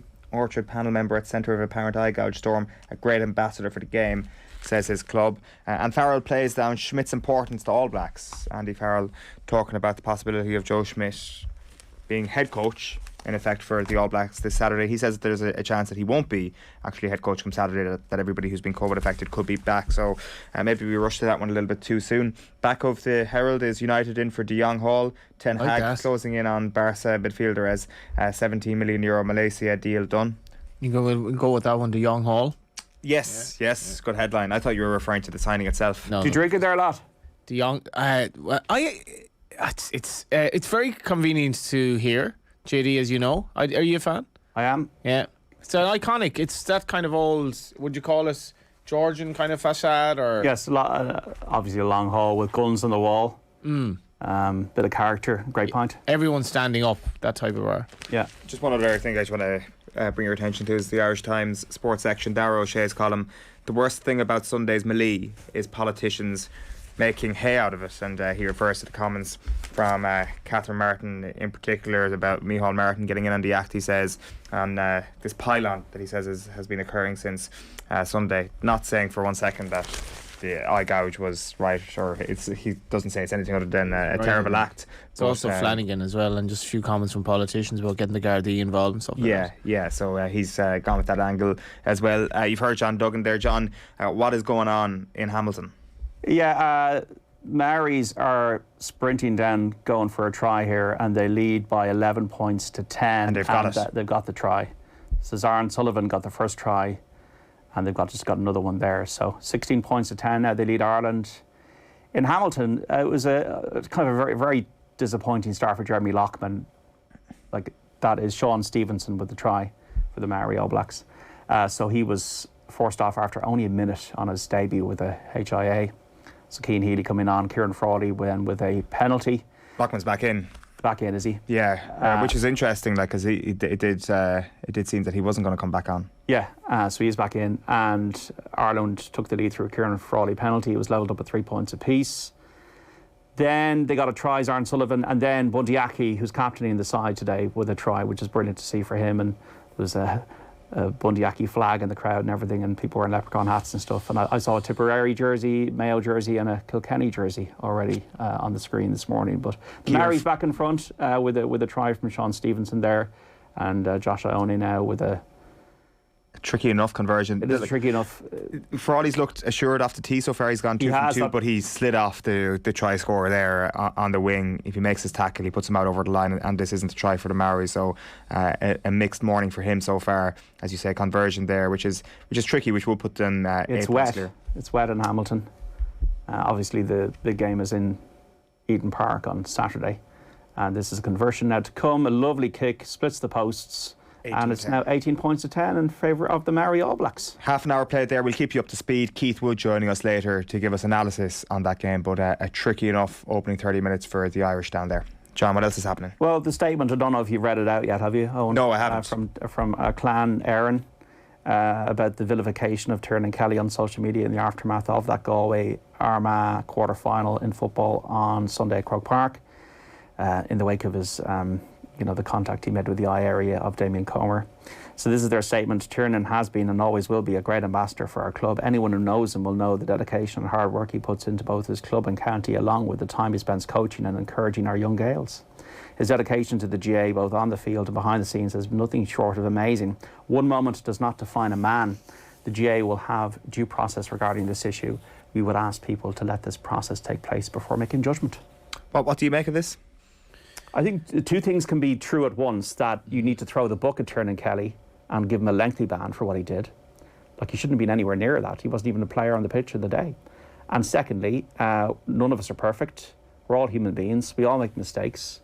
We've all done things in life we're not proud of. So there's the disciplinary aspect to it, and then there's the other aspect that the man lead his life in peace after that. Johnny, you were there on Sunday. Did you come away from the game appalled and shocked by everything you saw, like the families that allegedly have been moved to kind of talk about how disgusting they found all the experiences they had on Sunday? Did you come away feeling the same thing? I went brought my girlfriend to the game. Doesn't really, the last time she was at a Kildare game, I think, was in 1998. That's an example of her. And we never spoke about the Melee. Everything we spoke about was how an unbelievable game of football it was, how enjoyable it was. I know it was unsavoury, but Gaelic football has been in a kind of a worrying place in many respects for the last 10 years or so, in terms of people turning off it, finding the game a bit boring at times. There's a lot of slow build-up. And this was, apart from the Melee, was the best that you could see of Gaelic football. It's one of the best games I've seen in a long time. The quality of the scoring, heavy hits. We had a red card for a tackle that was, I thought, fair but mistimed. And, the Armagh player, accepts his punishment. The Melee was unsavoury, but, don't let it overshadow what was the football. And the whole thing with Tiernan, it's just, unfortunately... you're an amateur, but no, it's a bit like we spoke to Colm earlier about the vilification of James Horan and Aidan O'Shea last year. And I've always made this point as a journalist. I'll be wary of calling out amateur players. They're doing this for nothing. And calling out amateur players, even if they're not playing at the time, for instance, like this, I know is unsavoury. But these are not lads on 10 grand a week. These are amateur players who sacrificing their life to play Gaelic football in many respects. And I think you should bear that in mind. They're normal people, and I have sympathy for him. It was extremely unsavoury. I don't know the guy from Adam, but mad things can happen in a moment like that, and everything is trialed by social media now. Yeah, it's going to be interesting to see what the due process actually does turn out from this. I think the disciplinary process is not fit for purpose. I don't think there's enough respect for the governing body actually in this regard. I like, you know, the two Clare players and a Galway player getting off on procedural grounds about online meetings and all these letters, CCCC and DRA and CHC, and it's complicated, it's confusing.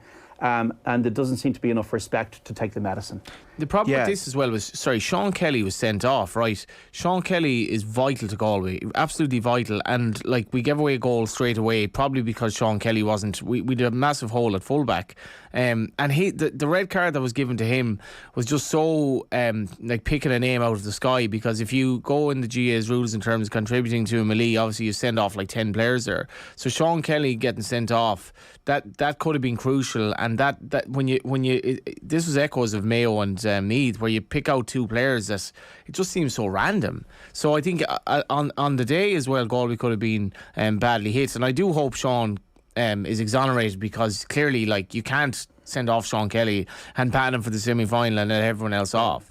Like, I think this summer, John, has shown us how important clarity over rules, clarity over suspension and discipline, how important that is. Like, we had a very milder situation in the hurling where, you know, pundits are getting criticised for calling out actions that had happened in that Munster hurling final and getting vilified when the CCCC comes back and actually bans players, despite the fact that we don't actually know what the decision had been. Had the eye gouge been dealt with on the pitch, had it been spotted, had he been sent off, had there been something in place to, I guess, had it been spotted, then would you have the same level of vilification as a player a few days after? I'm not sure you do. I think that dealing with these things in the present and getting the correct calls is so important to not allowing these things to spiral completely out of control, because I think sounds like video referee. It kind of does, doesn't it? It's like that's the only way you can actually arrest that. That's like that. If you're asking me for a solution to that, the only possible solution is some sort of way to pick that up on a video and to actually make that call after extra time when it has been picked up on television. Because like, people have made this wishy-washy argument all week, being like, oh, people eye gouge in rugby all the time, and the sport itself doesn't get pulled under a microscope and questioned.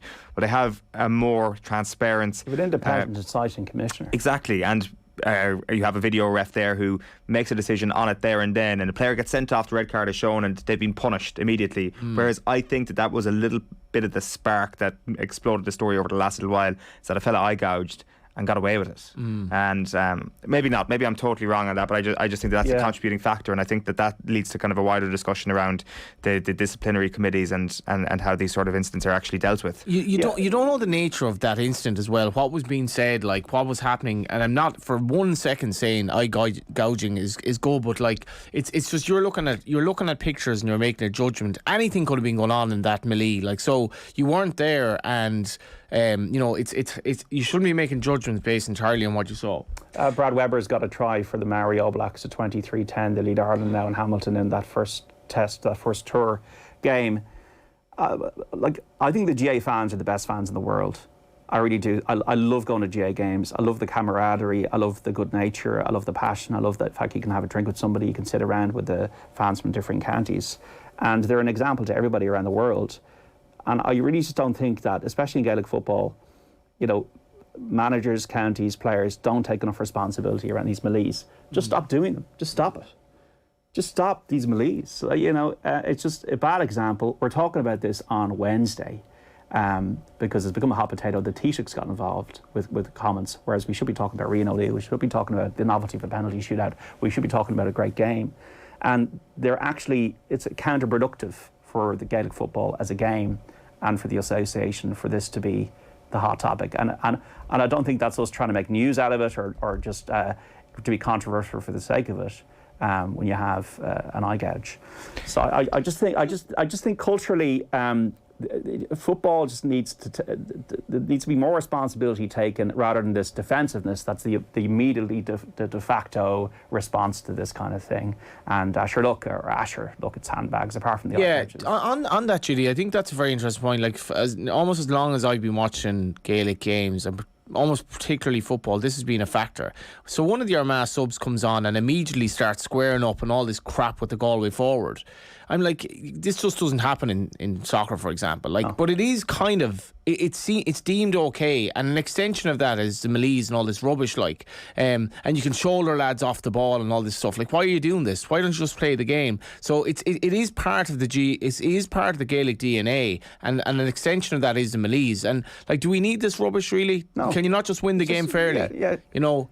Well, Sledging then is another extension. You not just act like the supporters act, like impeccably and with good behaviour. And like we're talking for months about, did Brian Cody and Henry Shefflin have a frosty handshake? This is a much bigger issue. I agree. Somebody having a handshake or not having a handshake, or the level of coolness in the handshake, versus this kind of messing and the extension, I would have called it, of the pulling and dragging that you see in Gaelic games all the time. Can you imagine a guy coming off the pitch in rugby and then like going up to his opponent and just shouldering him out of the way? Like, you'd be laughed at. But in football, it's fine. And it always has been as long as I've been watching. Yeah, and I think it's rooted in the club game.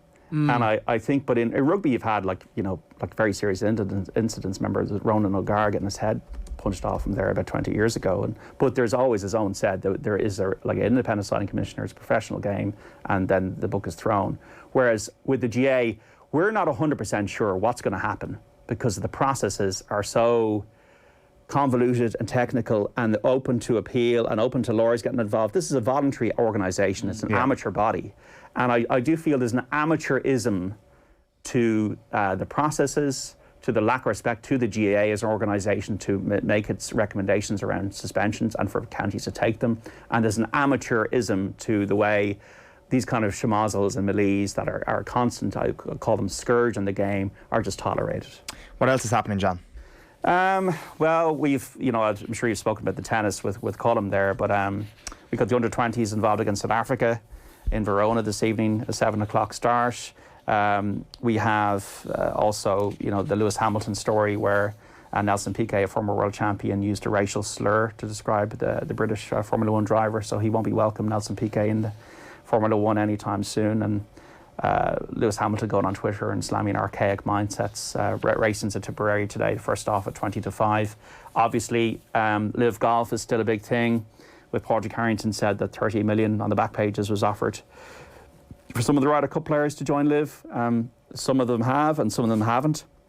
You had a very kind of tetchy press conference, I felt, yesterday with Patrick Reed, Brooks Koepka and Pat Perez. Very defensive about their decision to join Live, in my view. And it's really whether there'd be more of a drip, but obviously we had now Keith Petty of the European Tour, the DP World Tour as it's called now, and the PGA Tour with a more close alliance announced yesterday for the next 13 years, where the top 10 players on the DP World Tour will be eligible for PGA Tour cards. There'll be an increased financial investment from the PGA Tour into the DP World Tour. And they're obviously they're trying to circle the wagons and put up the drawbridge with the threat of Live Golf. But any kind of fracturing of competition in sport is not good for sport. So we'll see how it goes. But it's just every time I see Live Golf, I just don't know who the audience is for this. 54 holes, shotgun starts, these silly team names. Obviously, they're all just doing it for the money, and it's a geopolitical thing from the Saudis. But I don't understand what the audience is. Who are the audience? To be fair, Croke Park on Sunday, we knew who the audience were. They're up to 1 million people watching at home, and the people like yourselves in the ground. So, sport's nothing without an audience. Sport is nothing without fans, and it should always come back to the fans. Yeah, John Duggan, all right, folks. Great stuff. Enjoy the Irish Open. We have got 39 minutes on the clock between the Maori All Blacks and Ireland. It is the Maori All Blacks 25, Ireland's 10. We will keep you up to speed on that. So that's probably going to be the halftime score there, with the Maoris with the ball deep inside their own half. We are turning our attention to football. A bit of an update on the transfer window with Daniel Harris. Daniel, good morning to you. Hello. Manchester United, they've been doing a bit of business, a bit of Dutch business. They've got a new left back en route, Tyrell Malacia from Feyenoord. Have you seen this guy play? How good is he? I saw him play in the Conference League final, so obviously enough to go and paste my opinion about everything about him all over the internet. But he actually played well in that game. I think that it's interesting that United have gone for a left back, because when you look at the squad, one would be nice, but that wasn't an urgent need. So I think we can probably assume that Ten Hag thinks he's particularly good, because when you look at the squad, as I said, they've got Tellez, who isn't good enough, and Shaw, who can be good enough, but it wouldn't be the most obvious place for need in the squad. So I think that what's happened is that at the price, United just consider him too good to pass up. So that would be my guess as to why they've gone for him. So when it comes to the other options that are going to be coming to Manchester United this year, we might go through some of them in just a moment, but just to touch on Frankie de Jong, like I guess when you look at some of the departures in that department, you've got Juan Mata, Nemanja Matic, Paul Pogba all leaving the club this summer. Frankie de Jong is not just somebody to bolster the numbers, he's somebody who's going to transform that midfield, or at least that is the hope when Manchester United complete this bit of business. Yeah, I think so. I mean, it looks like United have basically got very lucky that because de Jong is a much better, more established player than you would expect would sign for United at this point. And let's be real, he's not signed for United particularly because it's United. He's signed for United because Barcelona don't want him and he wants to play for Ten Hag. But yeah, I think what will happen is Ten Hag wants him as kind of the centrepiece of the rebuild because he's the kind of player around whom you can build a style of play.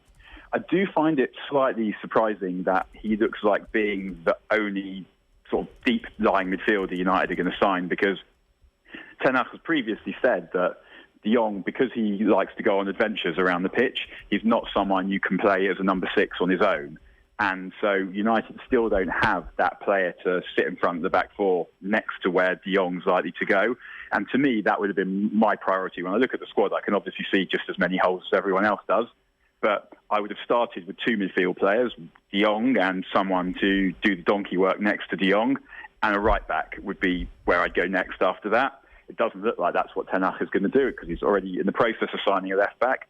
He looks like he's going to sign de Jong, so that's that one midfield player. But otherwise, the players that it looks like United are signing are they're trying to sign Martinez, having tried to sign Timber, and they're trying to sign Anthony, who will all fill gaps in the squad if they're good, but it wouldn't be where I would have gone trying to sort out the first team in the immediate term. I spoke too soon about the rugby a moment ago. Ireland did have time to concede another try. It is 32 points to 10 to the Maori All Blacks, and not so much of a warm-up game, but as maybe a wake-up game for Ireland before the All Blacks on Saturday. That is a pretty extraordinary half-time scoreline there. Daniel, just on that midfield question, so what's your gut feeling about what Manchester United's midfield will look like next season, whether or not there is another addition to partner de Jong in there or not? I'm not sure, because let's say they were to sign Martinez.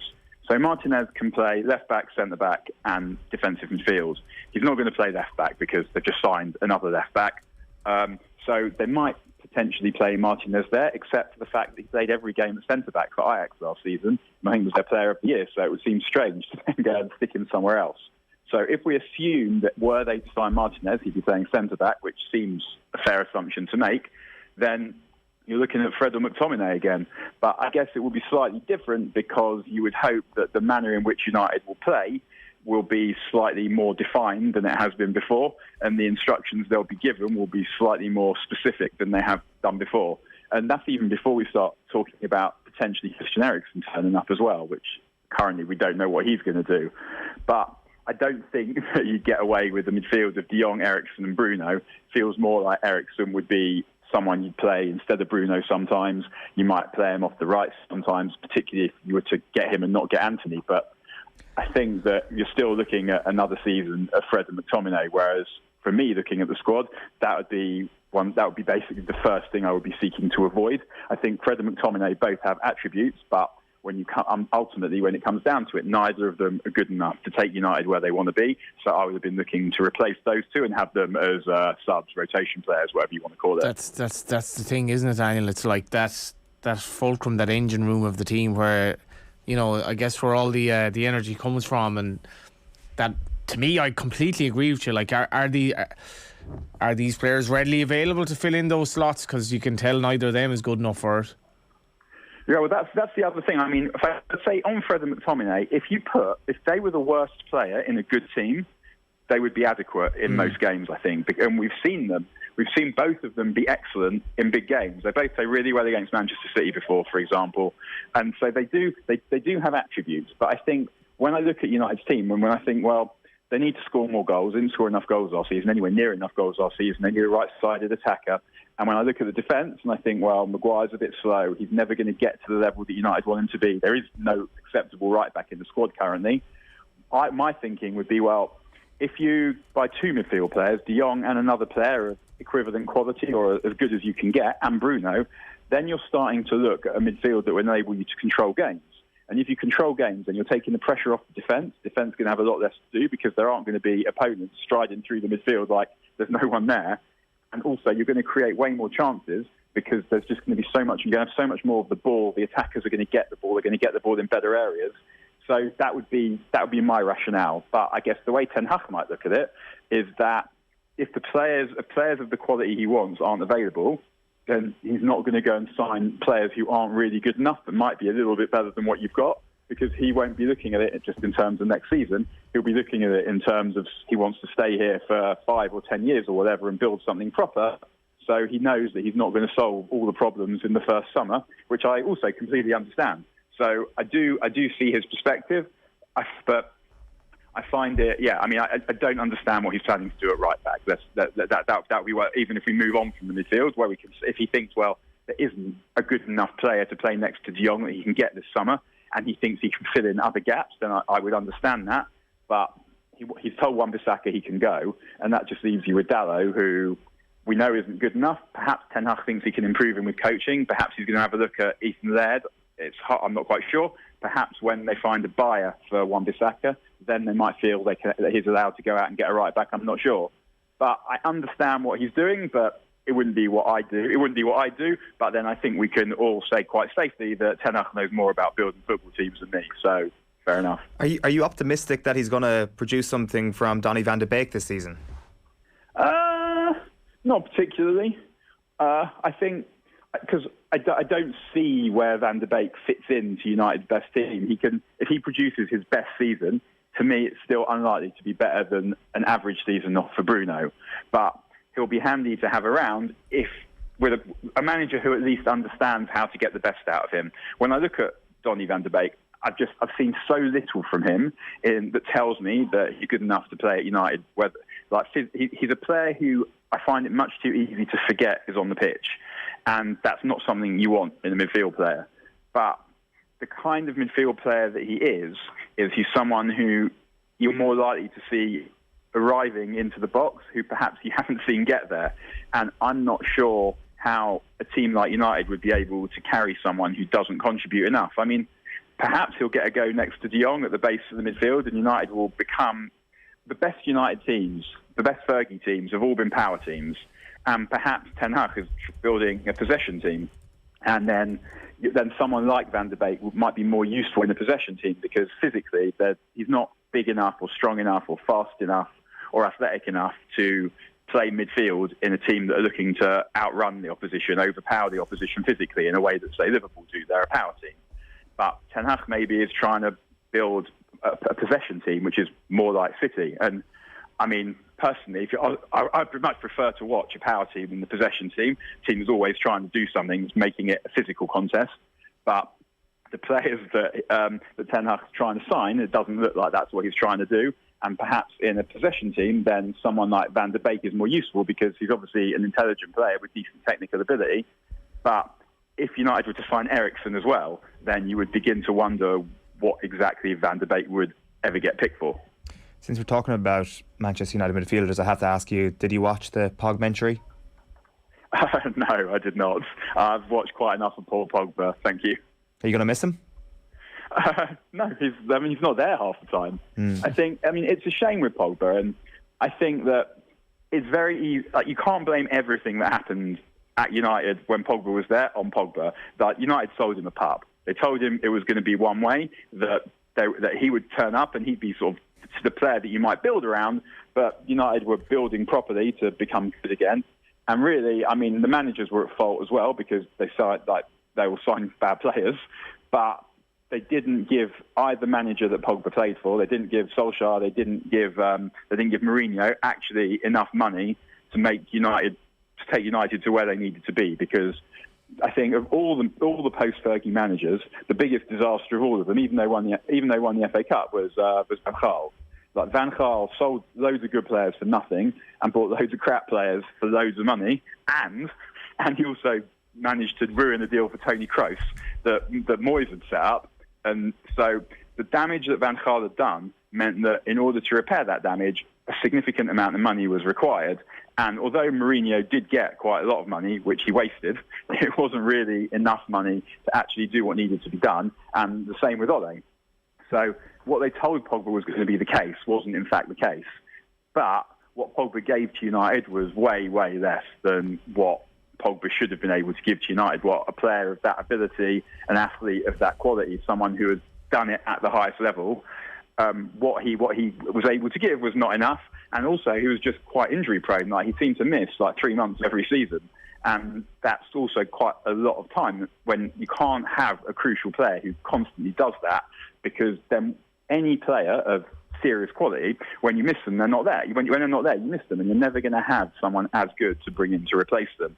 And so if that player is absent a lot, then it is going to make a difference. And that's obviously not something that Pogba could do anything about either, but it's one of the major reasons, I think, why he didn't do well at United. He had a period under Mourinho when United were just getting good, looked like they were getting good, and he was playing really well. He got injured at Arsenal, I think. He got sent off at Arsenal, I think, and then that was basically the end of it. He was never that good again. So, no, in short, I will not miss Paul Pogba. I'm sure Paul Pogba won't miss United either. And I imagine that he'll enjoy himself more in Serie A, because in the same way Romelu Lukaku does, because the standard's not as high as in the Premier League. The game's a bit slower, and he can do what he did the last time he was at Juventus, where he had good players around him who were better than the opposition, which enables him to just do the fancy stuff that only he can do, because he has got incredible touch, incredible imagination, incredible physicality. But in the Premier League, he didn't really have the intensity to turn it on every week. And when the clever stuff wasn't coming off, to still be the excellent player that he absolutely has the talent to be. Yeah, because I think that's the thing. Like, he looks so good at times, but I'd agree with Daniel that, like, week in, week out, he's not good enough to be that 10 out of 10 Premier League player. But is he almost, Daniel, like a poster boy for why so many people have sort of fallen out of love with modern football? No, absolutely not. No, I don't think that at all. Like, he's brought a lot of joy to a lot of people. In some ways, Paul Pogba represents a lot of what's good about modern football, because he's a different way of thinking about the game. That he's just an unbelievable athlete with an unbelievable touch and unbelievable imagination. And there haven't, in the history of football, there haven't been that many players like that. And I think in this generation, we're seeing more and more of that. We're seeing players who just are great at everything, in the same way that you see goalkeepers that can drill a pass 50 yards, and all the defenders can play as well. Like, the skill level of football has gone up, and Paul Pogba is someone who represents that, because he's like a cage footballer who's grown up playing football in confined spaces, so he has incredible feet. And as I said, he's an amazing athlete. So in a lot of ways, he's a poster boy for what's good about the game. It's just, I think, as a bloke, his mentality is not necessarily the mentality that you see in a lot of elite level athletes. Like, he doesn't have that remorseless, relentless intensity that, say, Mohamed Salah has or Sadio Mane has. He loves football, he loves playing, he loves doing skills, but he doesn't have that nastiness, that cruelty that the best players have, I don't think. Johnny, you obviously think that he is one of the reasons why people have fallen out with modern football. I just like Daniel's completely indignant response to that, but I get his points. I actually love Pogba as a player, but I think just a guy who's on so much money, who just has been so hit and miss for Man United, is almost like, I think he's definitely the poster boy for their demise in recent years. I think people just look at Paul Pogba and think, why should I care? Because he clearly doesn't. I don't think it's right to say he doesn't care. I think he does care. No one wants to go out onto the pitch and come off feeling that they've not given their best, or that they phoned it in, or that they've made mistakes, or that people are getting on their backs. I don't think anyone wants that. It's just that when we talk about what it takes to be a footballer, I mean, we usually call it talent. We say that Pogba's extremely talented, but the ability to perform relentlessly at the top level is a different kind of talent, but it's something that most of us don't have. And one of the things that separates elite level athletes, not just footballers, elite level athletes from everyone else, is the ability to constantly go to the well, perform under pressure. And it feels almost like an illness, that kind of, I mean, obviously the person who's sort of most famous for it is Roy Keane. But if you look at the players that Liverpool have, Like they have like Jordan Henderson, like those Andy Robertson, like that kind of thing. That the ability to do that is rare. And Fergie and Jurgen Klopp in particular, people who, Mourinho, another one, who collect players who do that kind of thing, but they're hard to find those players. And not having that doesn't mean that you're lazy or you don't care or you can't be bothered necessarily. It means that mentally you don't have that talent in the way that technically Scott McTominay doesn't have Pogba's talent, but he has more drive. I think it'll be if he takes when he's playing for Juve in Europe next season against an English club. I think there will be those flickers of greatness. I agree with Daniel. I think Italian football will completely suit him way more. And it's because when he was at Italy, when he was in Italy before, he played in midfield with Pirlo and Marchisio, and those are top players with drive. So that then, and he was in the best team in the league. So that then enabled him to do his thing because the drive was supplied by other people. So if you put Pogba in a great United team, then you'd see a lot more out of him, because what you're looking to do in the team is like you're meshing different talents, different abilities on the ball, and also different kinds of personality. And the problem that Pogba had at United was not just him, although he was a problem. It was the other players who didn't compensate for the drive that he doesn't have. That would then allow him to compensate for the lack of technique some of them had, and to build him a platform to perform. But then, I guess what also happened to Pogba, and in some ways the worst thing that happened to Pogba, was United signed Bruno Fernandes, who totally market corrected what could be expected of Pogba, because the numbers he was putting up were just so far in excess of Pogba's numbers. And not only that, he had also put in a shift for you. And then at that point, Pogba had a problem, because after lockdown, United were able to play both of them because no one was fit. So they went on that great run after lockdown and got into Europe because they could play in midfield and match Pogba and Bruno, even though one of those can't run, one of those doesn't like running, and the other one gives the ball away loads, trying things because no one was fit. No coincidence that Anthony Martial was also brilliant in that period. And but then subsequent to that, it sort of became impossible to carry Pogba and Bruno in the same team, because there wasn't enough. Like, Pogba doesn't give you enough running. He's not on the ball often enough. He's not making sure that the game doesn't pass him by. And Bruno is there to do the job that Pogba was meant to do, but just doing it much, much better. And then at that point, Pogba became a real problem, because then the question is, how do you get him into the team? So they try and get him into the team on the left wing, which means he doesn't need to do as much running. But then when you want someone who can go on the outside or to threaten him behind, he can't do that for you. So Pogba's someone who really, if you put him in a team, you need to think very carefully about what's going on in the rest of the team. And United weren't really able to do that, but Juve will be able to build around Pogba much more easily because of the way that Italian football is and Juve's position in Italian football. Daniel Harris, enjoy the rest of this off-season. Take care. You too, guys. See you again, guys. Thanks for having everyone. Daniel Harris there on the line. It is Maori All Blacks 32, Ireland 10. 42 minutes played there in Hamilton. A change for Ireland at half-time. Saw that switch happen again. Cian Healy coming on for Jeremy Loughman. So Loughman went off for a HIA after about 90 seconds of this game. Look a bit shook, but he was deemed well enough to come back on midway through the first half. But they've now reversed that change again, and Healy is back in for that second half. The scoreline, if you're just joining us, probably tells you all you need to know about how things have gone so far for Ireland. A bit of a disaster. John Fogarty was on speaking at halftime on Sky Sports. He was just saying that they need to work on discipline. Some of the stats: 6 handling errors, 8 turnovers, 8 penalties conceded. He was also saying that they need to work on their spacing at ruck time. So that's the verdict from within the Irish camp from John Fogarty anyway, and Ireland are bearing down on the Maori try line. So they'll be going out to try and win that second half. We're going to have Keith Wood with us a little bit later on to give us some more in-depth analysis on that game. He's been watching that all morning. So we're live until 10:30 this morning, the later time of 10:30. Just to bring you a couple of comments. KP O'Canada says, poor kicks are killing Ireland. When we keep ball in hand, we look dangerous. Porrick Finity on Twitter says Maori All Blacks are at a different level to this Irish side. And then Danny Mac1 has weighed in on the GEA Brawls conversation. He says, in GEA, you mark a player directly, add county, sense of place, how much it means. It's very combustible, and we wonder why it kicks off. Hilarious.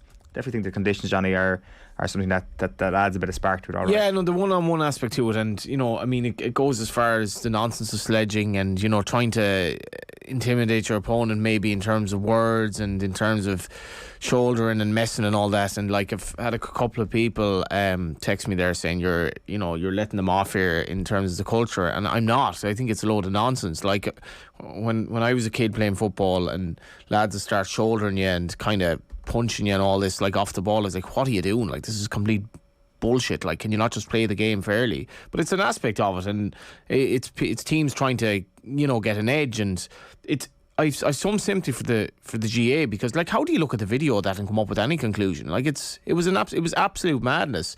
And then some people who are peacemakers get kind of embroiled in it, and they probably react to something then, and it's like, here we go in the rugby. The rugby now is a bit of a schmozzle. Lots of pulling and dragging. The second time that's actually happened in this game. I don't know, it kind of feels... This obviously famously happened before a Lions tour, didn't it? And even in Ireland's World Cup in 2007, a warm-up game that tends to flare over and lead to ultimate disaster. I'm not sure we can rush to conclusion just yet about this tour, but certainly if you want to get a little bit carried away about what we've seen so far, the signs here are not great. People on Twitter already wondering if this gruelling tour schedule was the correct decision at all. And to be fair, I guess what we did say in the build-up to this was that Ireland are going to find out a lot about themselves over the course of the next few weeks. Yeah, and I mean, I'm not sure if they were expected to be so inferior here, and it's probably a key point in the game here where they're trying to come back, but they've certainly been matched up physically from the get-go. The Maori All Blacks are like, they're well up for it and putting it up to them physically, and in terms of probably a few choice words as well. So that Irish momentum on the Maori try line came to nothing. The Maori All Blacks have just cleared their lines. 45 minutes played. They are leading Ireland 32 points to 10. Right, it is 14 minutes past 9. OTB AM is brought to you live each morning by Gillette Labs for an effortless finish to your day. As you can see, we've got the OTB Sports Radio schedule on screen. 1 o'clock, we've got OTB Gold with Chris Waddle. 3 o'clock is Koi Gig and the Euros build up, and a bit of Ireland-Georgia review in there. A retro panel from 4 o'clock on how we coach kids. And then 6 o'clock, OTB Gold is Paul McGrath. 7 o'clock then, as ever, Off the Ball is live on your radio. Joe Malloy will be in the hot seat tonight. You can follow Off the Ball across all our social channels, subscribe to our YouTube channel, and be sure to download the OTB Sports app for the latest and best in sports content and analysis. Up next, it is a return of Deal or No Deal with Phil Egan, and in this break we can watch out for a clip from the latest episode of the Football Pod. It's episode 24, with the lads previewing the Dublin-Kerry semi-final. Back after these. OTB AM on OTB Sports Radio, Ireland's first and only sports radio station. Off the Ball's the best, number one. It's the GOAT of sports apps. Talk about the greatest of all time. Nathan, you know Big Joe. Big Joe's the greatest of all time. He's the GOAT. We know it. Every single time. Yes. It's tough going. It's tough for my ego. I'm going to say I'm the Djokovic of this scenario. I love it. This is OTB Sports Radio. Download the OTB Sports app now. Like, Dublin need Con. Yeah. He's such a focal point. Like, there is talk of him being in trouble, like, for the Kerry game. Like, is it a hamstring or is it something else he has? I don't know. Honestly, I don't know. And you're looking at it, and you can sort of oversimplify this. Like, if he's not playing against Kerry, I think it's a massive challenge for Dublin to win that game. 100%. And on the other side, if he plays and Clifford, who was clearly injured yesterday, doesn't play, I think it's a massive ask for Kerry. But Clifford obviously played and got through it. I think for Desi and for Dublin, I think Khan will be on the pitch by hook or by crook. He's that important. Yeah. I think he'll have to play. Without him, they just lack an edge in attack. Yeah. And it's the same as with Derry, the same as the question marks of Galway. There's areas that any weakness at this stage of the championship is going to be exploited ruthlessly. And if Khan's not in that Dublin attack, there is a bluntness there. Yeah. Dino, Costello, probably a little bit quiet, maybe not their best days. You'd still back them that they can turn it on. But Khan just gives an X factor. Things that put people off on a first date. Showing up late and getting your name wrong? Always a great start. Looking at their phone more than you? Hello? Someone who only talks about themselves. Oh, really? God, aren't you great? Look, no one said dating is perfect, but at GoDating.ie, we promise we'll always try and find your perfect match. Because somewhere out there, there's someone for you. And GoDating.ie will help you find them. Yes, even you, socks and sandals guy. Go on, go for it with GoDating.ie. OTB AM. With Gillette. Get into your flow with the new Gillette Labs Razor with exfoliating bar. You're welcome back. 47 minutes gone in Hamilton. It is the Maori All Blacks 32, Ireland 10. We're going to have Keith Wood with us after 10 o'clock this morning to analyse. So we are going later on this morning's show. What we're going to do is we're going to do Deal or No Deal in just a sec. We're going to play some of last night's show, and then we're going to come back at around 10 o'clock, I guess, and spend half an hour in the company of Keith Wood analysing what has been a fairly sobering morning for the Irish rugby team. But now Phil Egan's in studio for Deal or No Deal. After the Euros, and after my first day's training, I was driving home. I was actually thinking, regretting it. What have I done? Like I walked into a circus. It's amazing, isn't it? Phil Egan, how are you getting on? Very well, how are you doing, lads? Yeah, all good, all good. It's been a fairly busy transfer market so far for a lot of players. Are you enjoying it? Any deals that stick out so far to you? I have to say, I'm probably not enjoying there's far too much speculation, because people know if they put stories out there they'll get traffic online, so some of it you know that you shouldn't believe it. But saying that, I remember when the reports of Mane to Bayern Munich surfaced a few months ago, I thought, Mane's not going to go to Bayern Munich, and he went to Bayern Munich. So. There's a story there that Coffey for Cork City has been linked to Go United, and Graham Cummins put it forward in the Examiner that it was essentially a ploy by the agent. And I was like, in the League of Ireland First Division, you've applied with the agent in order to get a better contract. So it's seeped that much into the game, which is like completely absolutely. But players will, or their agents will, obviously be happy enough for them to be linked with certain clubs. I think United are obviously such a massive club that you often see players linked with them, but then there was never actually a deal in place. But it looks good on the rumour mill if being linked with a club of that stature. So Manchester United are on the verge of signing Frankie de Jong and Tyrell Malacia. Regarding the latter fullback, is that a good deal? Yeah, he's good. I would have covered Feyenoord a good bit in the Conference League last season. They're very unlucky not to win it. Obviously, they got Mourinho'd in the final, but they played very quick attacking football, and Malacia was key to that. You know, he's a bundle of energy going up the left-hand side, and yeah, definitely would be an addition to a welcomed addition to the United squad. And I remember sitting in this studio a few years ago, and we talked about Luke Shaw was going through probably his best spell as a Manchester United player, but I always felt that for United to become a title contender, they need better than Luke Shaw. They need an all-energy fullback. They need two all-energy fullbacks that are comfortable in possession, that can go for 90 minutes. Luke Shaw doesn't do that. But I think what we're going to see differently this season as well is the fact that there's 5 subs, that players are being linked with moves. And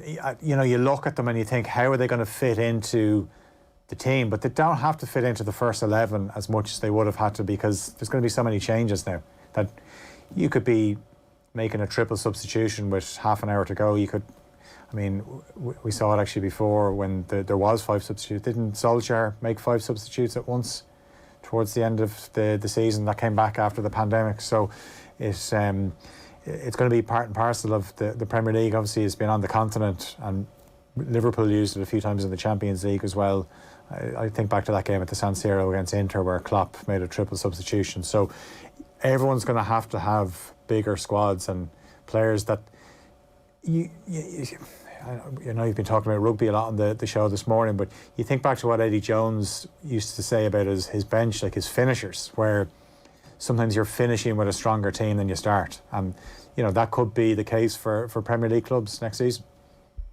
So next up, Gabriel Jesus to Arsenal has obviously been pretty much completed over the last couple of days. I think the general consensus is that this is a bit of a coup for Arsenal. Do you go along with that? Yeah, so Lacazette has obviously gone. I felt a couple of years ago Arsenal should have cashed in on Lacazette. He's obviously gone on a free, but Jesus is an upgrade, definitely. You know, he's not going to bang in 30 goals a season, But I suppose what Arteta's trying to create is a forward unit that can share the goals, and Jesus definitely can play in any of those three positions. He could play in the right, he could play in the left, and obviously through the middle. And he hasn't played through the middle as much. People kind of just felt that he would be a replacement for Aguero. He'd just step in when Aguero left Manchester City, but that wasn't the case. But yeah, no, he's definitely a player that would benefit as well from playing regular games. But Pep used him towards the end of the last season, so we obviously rated him, but it definitely would be an upgrade for Arsenal. Only 25, is it? Yeah. This is kind of almost the prime of his career. Yeah, absolutely. Point to prove. Wants to get firing into the Brazil World Cup squad as well. It'll be interesting to see what kind of formation Arteta goes for. Vieira is a player they signed from Porto. They have a few players like that where they could play in that position just off the striker. Obviously, Odegaard is the one that springs to mind, but Emile Smith-Rowe is there as well. But as I said, they have European football as well, so they're going to have to chop and change. And I think, as I said, a lot of squads of those big six, they're all going to have big, deep squads. I find it's going to be a strange season in that with the five, but also the break for the World Cup.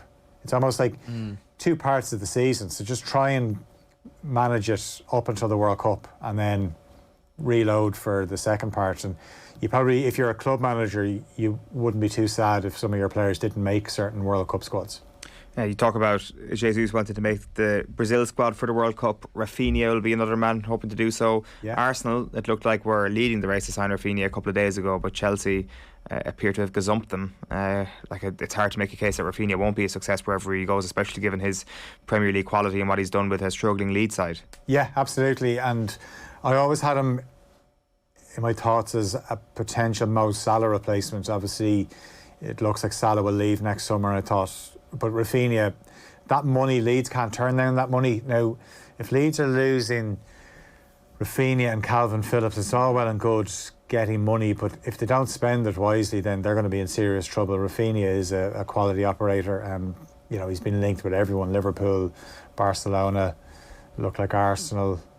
Now it looks like Chelsea, but he'd be a really good signing for whoever gets him. A player that just excites you when he gets the ball, takes on players, and when he gets into the penalty area, he knows how to finish. So it'll be a good signing for Chelsea if they can get it done. A couple of other things to go through. There's been reports that Neymar has been told by Paris Saint-Germain that he is no longer wanted at the football club. Where should he go? Who's going to take him? See, this is the problem now, where I think you could see more big moves from players going to rival clubs in the Premier League, because the Spanish clubs aren't going to be able to get the players that they used to always. If Barca or Real Madrid came knocking, you were gone. But Premier League players, the money they're getting now, obviously the Premier League is so strong at the moment, so why would they go? Barcelona, we don't know what the story is with them. So if that's the case, like, what Premier League club is going to sign Neymar? Who can afford them? Who can afford his wages, the transfer fee? There's not many. And who, look at the top, would Pep Guardiola want Neymar? Absolutely not. Definitely not? No. There'd be a personality clash there, I think. And they don't need him. They've just got Haaland. Yeah. I don't think they need him. Who else gets him? The only ones that have the money. Okay, Chelsea, but Newcastle. Neymar at Newcastle. He's the most Newcastle signing where it would. But again, do you expect actually Newcastle to, in terms of flexing their muscles, how much are they going to spend in the off? I think it's going to be a gradual phase at Newcastle where, because Eddie Howe's not an idiot as well. They won't go with these kind of players straight away, but they'll be in a position in a few years where they can do it. And great for the game, actually. They're growing the game. They're growing the game, yeah. Graham McDowell will be delighted with that. Yeah, and I know, we're going to talk about Nathan Collins, and Newcastle are one of the clubs that are linked to him. And if you're Nathan Collins, like if you go to Newcastle, you know that in a few years their trajectory is just going to keep going up. Whatever people think about the Saudi ownership, I mean, we've seen the new jersey that they have is basically a Saudi Arabia jersey, and it's, you know, it sits uncomfortably with a lot of people. But footballers have a short space of time to achieve what they want in the game, and if they're getting huge money for it, they're not going to turn down. Like, I mean, we're seeing it with the golfers. Like, the footballers are going to be the same. Yeah, like Alex Murphy has left Galway United to sign for Newcastle as well, and it's so mad that like this Saudi takeover of Galway United, which was going to happen a few years ago, fell through in a mysterious circumstances. Fell through, and then a few years later, we're getting hundreds of thousands from Saudi Arabia, effectively. You could be limbering up for Champions League football this season, but you missed out on it. I just want, just to quickly touch on that, Phil, before we wrap this morning. Nathan Collins, where do you want to see him go? The 4 clubs that he's been linked with are Newcastle, Aston Villa, Leeds and Leicester. I'd be steering clear of Leeds.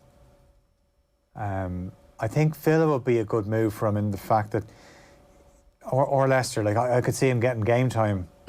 I could see him, I know Villa have signed Carlos from Sevilla, but you know, they had never really been convincing at the back with Konza and Tyrone Mings, and I just think back to, there was a game I watched with Villa last season. I think it was Liverpool. It was the Villa Park game towards the end of the season where you could audibly hear Gerrard say to Mings and Konza, you could hear him shout at them, no risks. So don't get caught on the ball, because sometimes they might try and take the ball forward and they lose it and then they're out of position. It was almost like he looked at them and said, back to basics. So it was no surprise to see that he went into the transfer market. Nathan Collins, if he goes to Leicester, yeah, he might be playing in a 3. Brendan Rodgers often played a 3 at the back because they were just conceding goals, and I think their biggest problem last season was from set pieces, so he would be a welcomed addition. But yeah, it does look like the move is going to happen for him.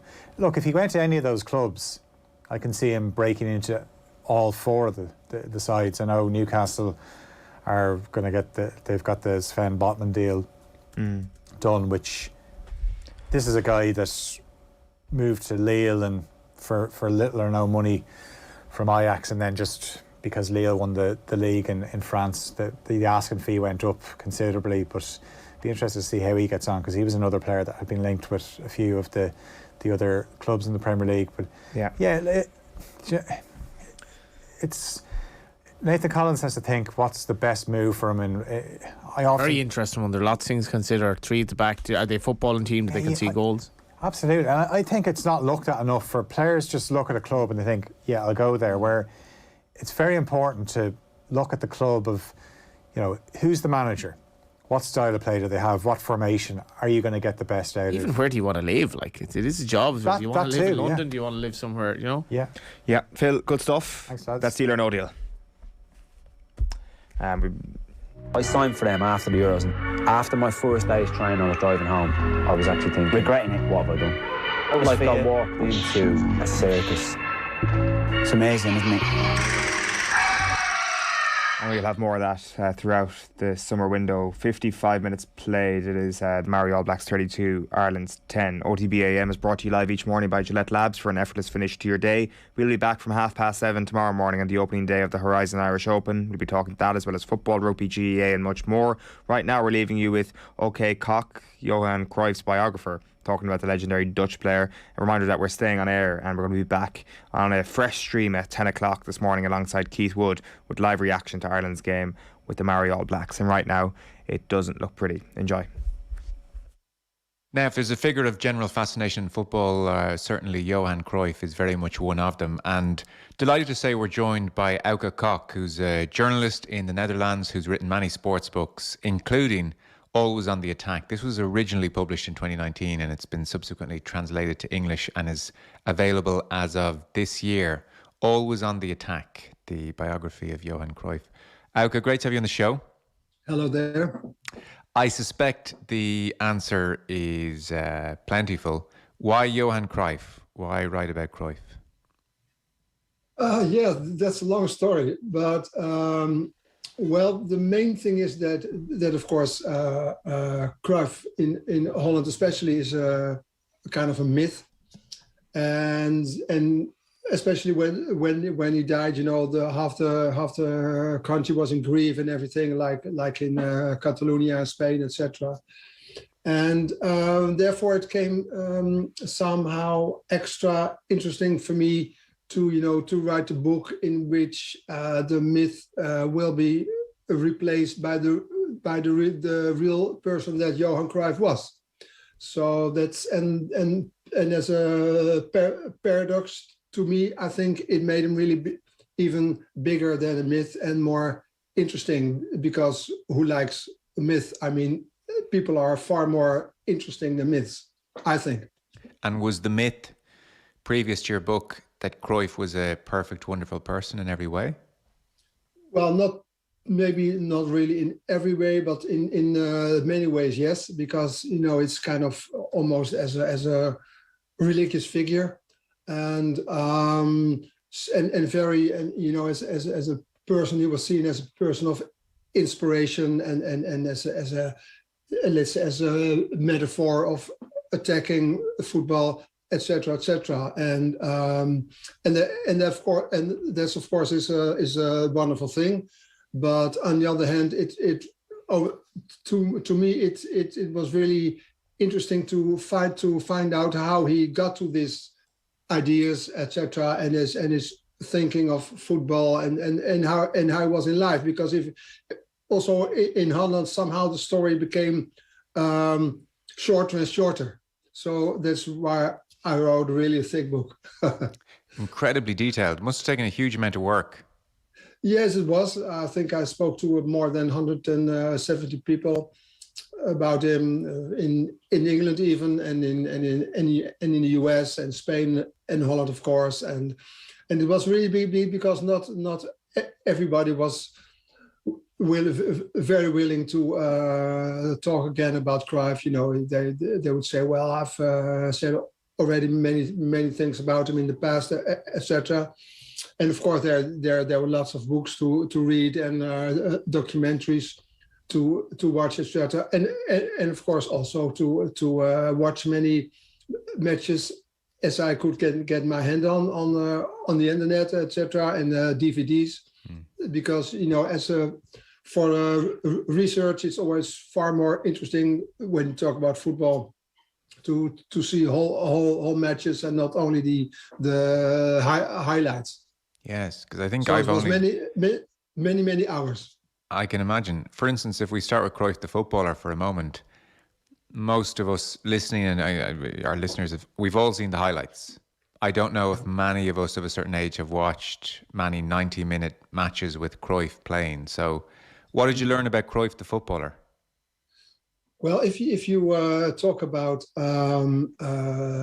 really looking at Cruyff when he played football for whole matches, and I'm already a very old person, so I've seen him play in the stadiums of Amsterdam in Holland for several times, and I think somehow when you look at the whole matches and you see what he's doing or what he is not doing, and the natural of things in his movements, also in making in short passes, etc.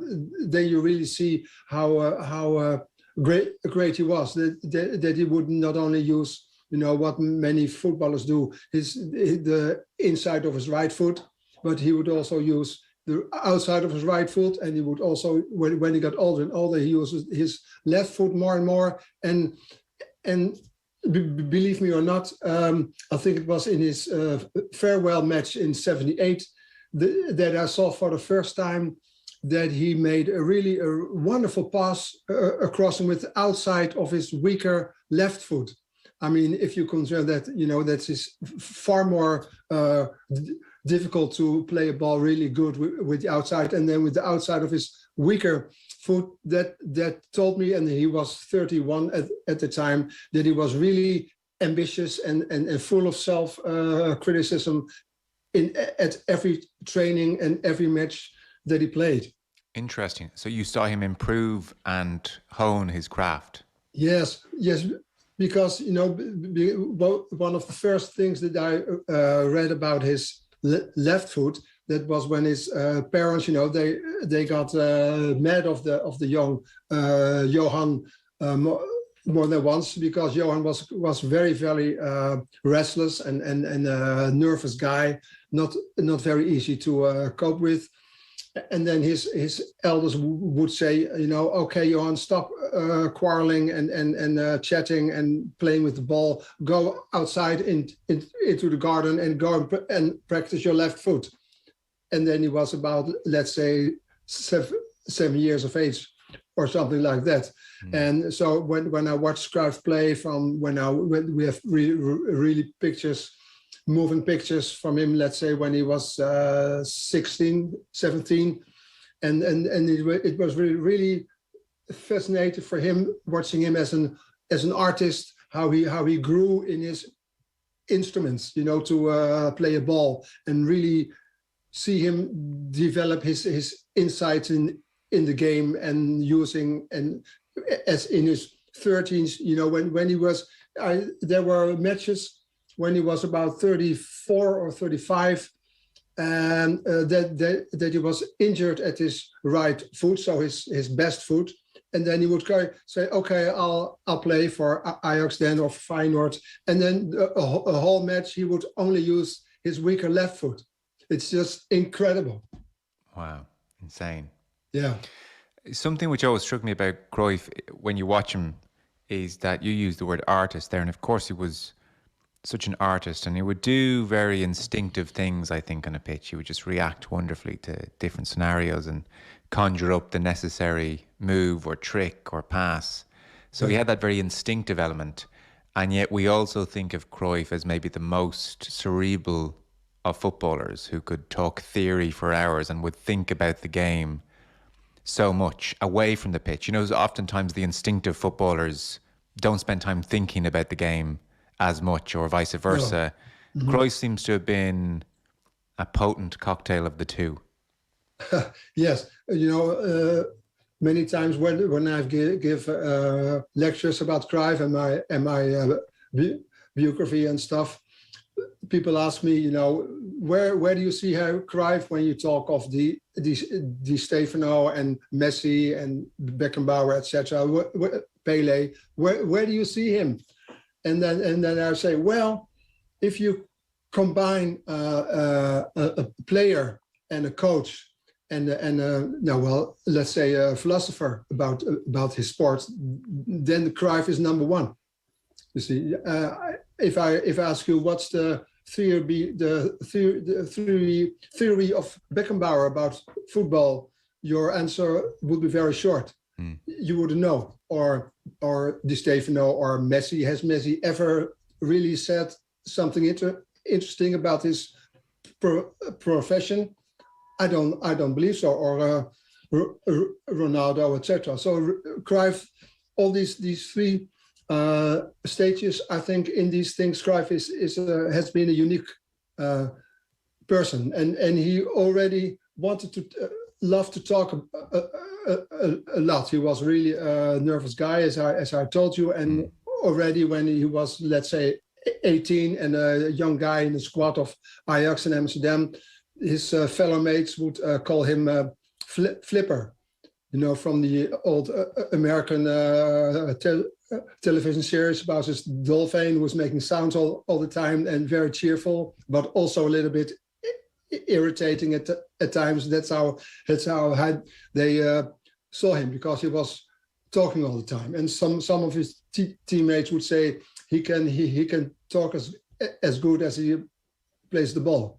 Something I want to ask you, Auke. So Cruyff makes his debut for Ajax as a teenager. He is a preternaturally talented, gifted footballer. How early on in his footballing career did it become apparent to his teammates that he had an incredible mind and that he had an ability to communicate his views on the game? For his teammates and his coach, in those days it was Rinus Michels, maybe you've heard of him, and of course you have, and I think it was, let's say, the late 60s. So then he was about 22.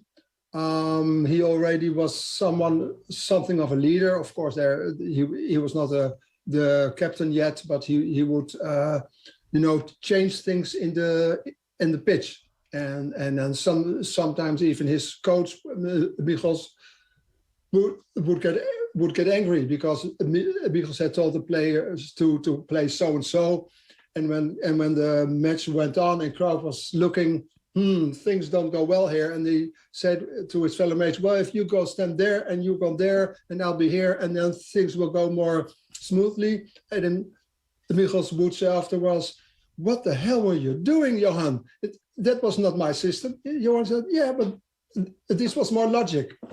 And even at that young age, and that's because that, as his ability to see things, to see the spaces at the pitch, that was the one of which he said that was the only thing I never had to do training or whatever. That was just in me. And later on, that would also be his first, let's say,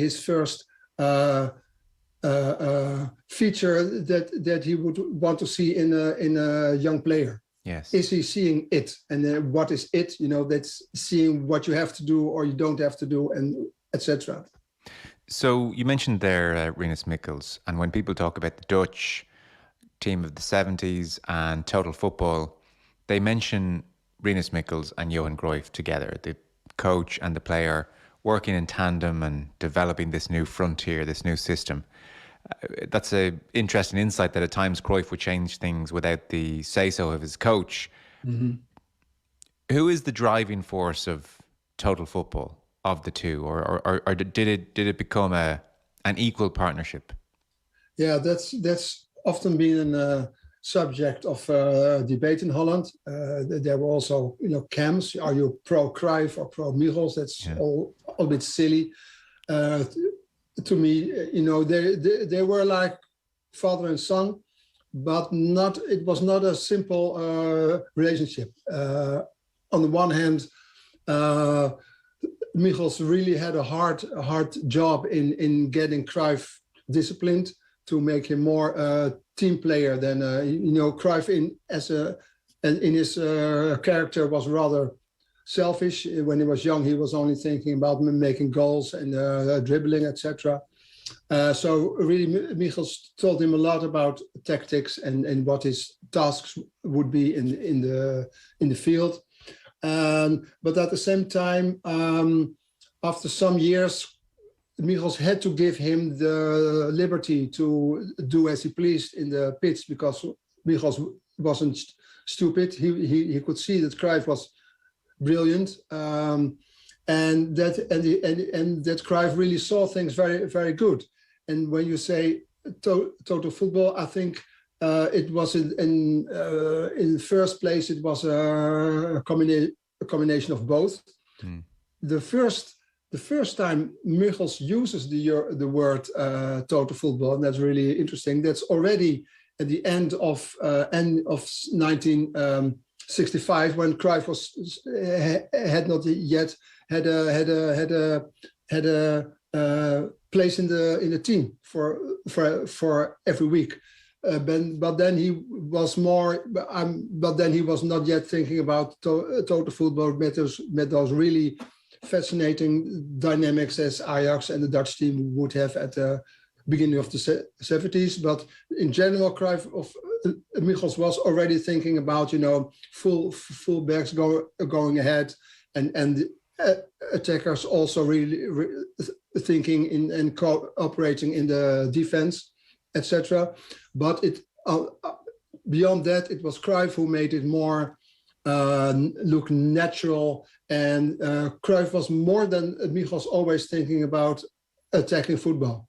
More than Michels, Cruyff always saw the solution in a forwardly way, if you know what I mean. So Michels would at times think, well, the next opponent is really hard to beat. So let's play more defensive, etc. And Cruyff would never do that. Cruyff, at the late 60s, Ajax would play in really harsh European games. Ajax would play 5-3-2, even while in the mid in Holland also they said Ajax was always playing 4-3-3, etc. That's nonsense. But Cruyff, they hated that sort of game because then he would be the only player at front, only with his fellow mate Piet Keizer. So 2 only at front, and then he would not feel enough support from the midfielders, and he hated that because Cruyff at his best, as we saw him, let's say in 74, it was Cruyff making combinations, switching places with midfielders. That's Cruyff at his best, and that's what he added to Michel. So the English phenomenon, Brian Glanville would say that the total football was being played by Ajax in the beginning of the 70s, so after Michels. Because after Michels there came Stefan Kovac from Hungary, and he was really a modest guy, and he gave Cruyff all the space that Cruyff wanted. And from then on, Ajax would also always attack and play 4-3-3, etc. So it was in the basics, it was Michels, but Cruyff added really the pressing to it and going forward with the whole team. And do you see that style of football that Cruyff added to? Is that essentially the same style of football that the Barcelona team that he managed played? I think the Barcelona team wasn't as pressing forward as Ajax did. I mean, if you watch those matches from Ajax in the beginning of the 70s and the Dutch team in those years in the 17, it was really the whole team going forward. But in Spain, it was always difficult to get the whole team as brave, because it's very scary to go forward with the whole team and you have all this space, the empty space in your back. So and they wouldn't change places as much as Ajax did. So it had some elements of total football, I remember fullbacks like Ferrer and stuff that would go up front a lot, but it's not the seemingly chaos at the pitch which made Dutch football so fascinating. OTB AM with Gillette. Get into your flow with the new Gillette Labs Razor with exfoliating bar.